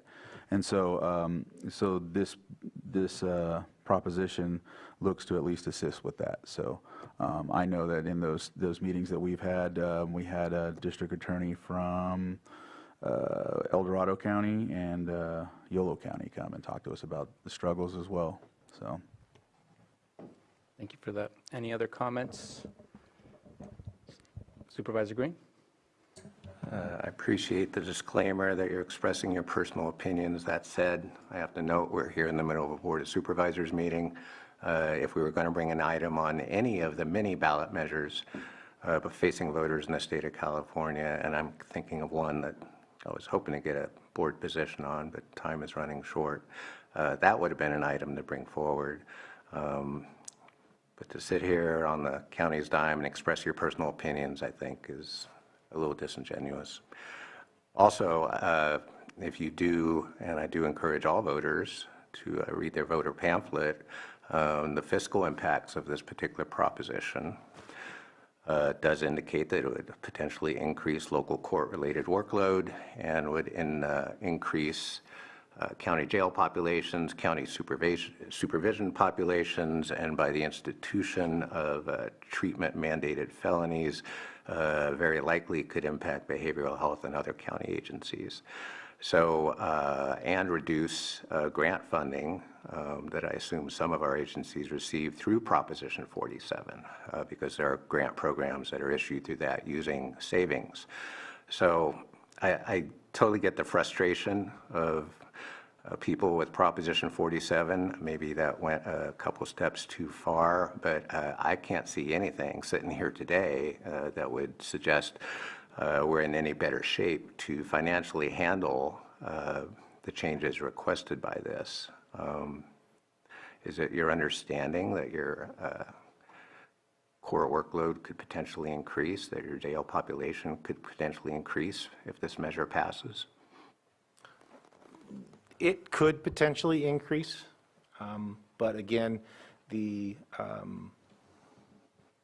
decision for that felony charging is still within the DA's discretion. It's not an automatic. If you have somebody who committed 2 petty thefts and then their third one is the theft of a $5.99 sandwich from Safeway, it doesn't mean that the DA's office has to charge that felony, that third one. It's an aggregate kind of a thing, and then how many and how extreme is that crime. So, and I agree with you that there is a cost to this, but it is, where are we comfortable with that cost being? Because right now that cost is being borne by our community, our business members, and our community members that are the victims of these drug crimes and the theft crimes. So if we do nothing, then our community continues to be the victims of those crimes and bear that cost versus the state and the county. So I don't think there's anything we can do that's not going to be a cost, but I think, as I've stated, there needs to be more teeth in the crime to try to dissuade and change some of that behavior. I just would state, too, that in actuality, I think that the change in the law by Prop 47, reducing the basically to misdemeanors, anything $950 or less is a misdemeanor, has actually increased the caseload, especially in misdemeanors. and it has increased the work for law enforcement as well, because when we have a situation where somebody goes in and steals from a store, and they cite them out, and that's all they can do as a misdemeanor, then the next day they go in and again, that's more law enforcement that has to go back to the store for another misdemeanor, give another citation. It has actually increased the caseload in misdemeanors, and it is also, basically, I think the impact, the aggregation aspect of it as well. If we are able to aggregate the case, then instead of 5 separate cases that have to be charged as misdemeanors, we can now only we can aggregate it, whether it's a misdemeanor or not, we can still aggregate it, so it's going to be 1 complaint, 1 court appearance, 1 trial. So I see a lot of ways that this is going to save money and not increase costs for our county. Vice Chair Crandall. Different staff, different departments come to us and talk about the tools they need to do their job. This is the undersheriff and the district attorney sharing with them what's hindering them from being able to do their jobs. And so they're consistently over and over going out. It's like getting a check that never clears, because the neighbors are sitting there saying taxation without representation. I mean, that's the most recent thing I've got, and they're saying that they're not doing their jobs, and they are. They're out there. Their taxes are being paid for because they're out there. It's just not getting the result they want, and that's because of this state law. So they're sharing with us what's hindering them from being able to do their jobs, and they're sharing this so that the public can see. If they want to make their determination to keep allowing it the way it is, they can make their determination. And the undersheriff and the district attorney are just sharing their personal opinion. I don't see anything wrong with that. We did it at the RCRC board, and so I don't see it the same way you do, Supervisor Green. And I think that this is just supposed to provide some insights, at least from our departments, to the public as they prepare to vote. The public is completely aware of the internet and their ballot booklet that they received in order to continue to educate themselves on this. This is something that we were happy to hear that you wanted to discuss this publicly, because we hear it a lot of times from our stores locally, from our businesses, some of the issues that they're dealing with and some of the frustrations that they're dealing with. I will say that there are some things that I feel the need to at least put out there. Yes, $950 seems like a lot, but it's actually the 7th from the bottom of the list in the entire states that you have to get a felony charge if you're above that. Texas is $2,500. Now, maybe there's some other outcomes with misdemeanors that don't exist in the state of California that make that a apples to oranges and not apples to apples comparison. But we are on the lower side of the 50 states when it comes to what is deemed a felony, and $950 is closer to the bottom of the list than it is to the top of the list. But there has to be consequences, because if our businesses are hurting, then eventually the services we provide to the community are hurting, and we have this it's amplified by this feeling of not being safe when we see people being violated and people taking advantage of those situations. And I think we need to make sure that we I don't want to say perception, but we need to feel safe. And seeing people walk out of stores with shopping carts filled, which I'm going to assume I'm not the only one that has witnessed those things happening as people run after them or are told not to run after them, is not a normal thing that we should get used to. That we should not normalize that. I think leading people towards getting the help they need is the right thing. I get concerned that we have changed to wait for them to be ready, and I'm almost in the side of thinking, are we waiting for them to die? If we don't help to lead them towards that, yeah, they have to make that final choice. But we have drugs out here that are so much deadlier than what we experienced when we were young, where experimental did not necessarily mean at this level of potential rate of death that we're seeing. And we're seeing young people dying at a rate that we've never seen before because of that. So if we can help lead them towards rehabilitation, that's great. I do worry. Where's the rehabilitation? Because we are low on the agencies and facilities that can provide that kind of care. We all want to do our best, but we have to really work on the grand scheme of everything. I don't think Prop 47 was a problem in its intent. In its practicality, it hasn't worked out. You can't reduce drug consequences without offering more choices and more availability of drug rehab, things like that. And so I think that we are trying to rectify some of the problems that we've had. I do want to talk about something that hasn't been talked about at all, which is the beginning of the name of this act, which is homeless reduction. I think there's a unfortunate connotation that homelessness is drugs and homelessness is crime. And to me, it has a little bit of a overlap, but it's not entirely an overlap. So about 30% of our homeless population has drug addiction issues. I think we need to make sure to recognize that 70% do not have a drug addiction issue. And so just because we're leading people towards drug rehab doesn't necessarily mean we're reducing homelessness. Just because now people are getting consequences for stealing doesn't necessarily mean you're reducing homelessness.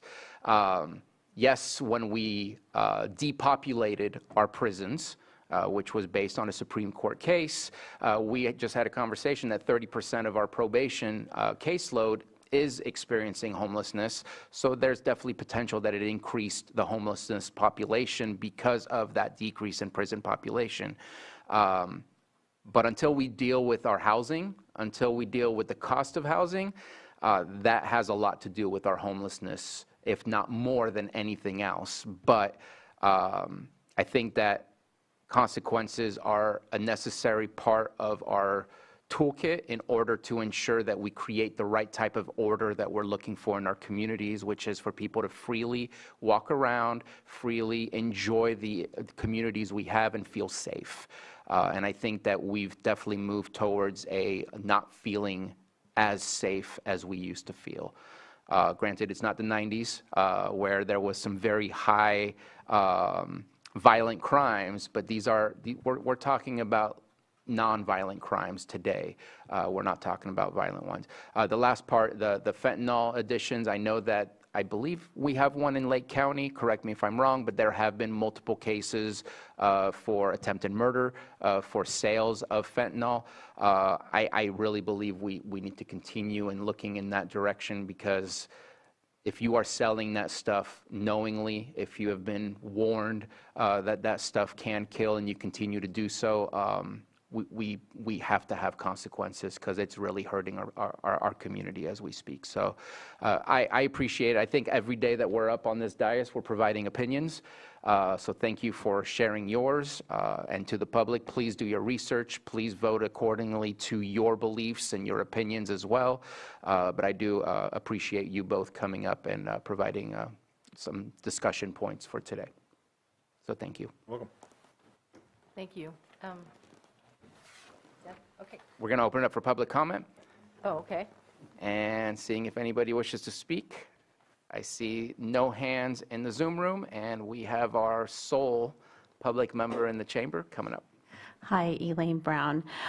Officer, I appreciated your point on stopping it before it gets there, and an ounce of prevention is worth everything. And so often by the time they get to the point where they're in your hands, it's a lot harder. I know 10 years ago it was $8,500 to educate a child, but $60,000 to put someone in a prison. A lot of discrepancy and money. So if we could possibly, I don't know if they have the DARE program anymore, but when I was young, we were just coming out of the 60s when I entered elementary school, tons of education on drugs, just tons, and a lot of money put towards that. The DARE program came into being when I was a teacher, but as a child, truly, we had LSD. They brought in movies. They brought in all these different things to really scare us out of that. And it made a difference in my generation. And so I just really express, if we can as a board find those ways, and it's going to take 20 years to see that totally change, but if you can put that ounce of prevention in and money well spent then, just so it doesn't end up in the situation, because oftentimes they get into prisons or jails and they come out worse than they went in. And I've seen that firsthand. Thank you. Thank you very much. Please. Yeah, and I appreciate your comment, and just to respond to that and give you a little bit update with the Sheriff's Office, we are currently working with the Lake County Board of Education to develop a program to bring into all of our school districts, K through 12, to talk about fentanyl and drugs and all of those signs and warnings and how to avoid it for our youth in the educational system. And I know that behavioral health is in our middle schools and in our high schools talking about the same topics. I know Richard Okino, and I believe he has a partner that does that and goes school to schools, and they're doing a great job. And we can't be doing it alone. It takes parents, it takes community, and all of the above. But those things are happening as well. All right. That's it. We're going to close down public comment. And again, thank you very much for being part of this discussion. And that will conclude our meeting today. We have no closed session, so have a wonderful afternoon and evening.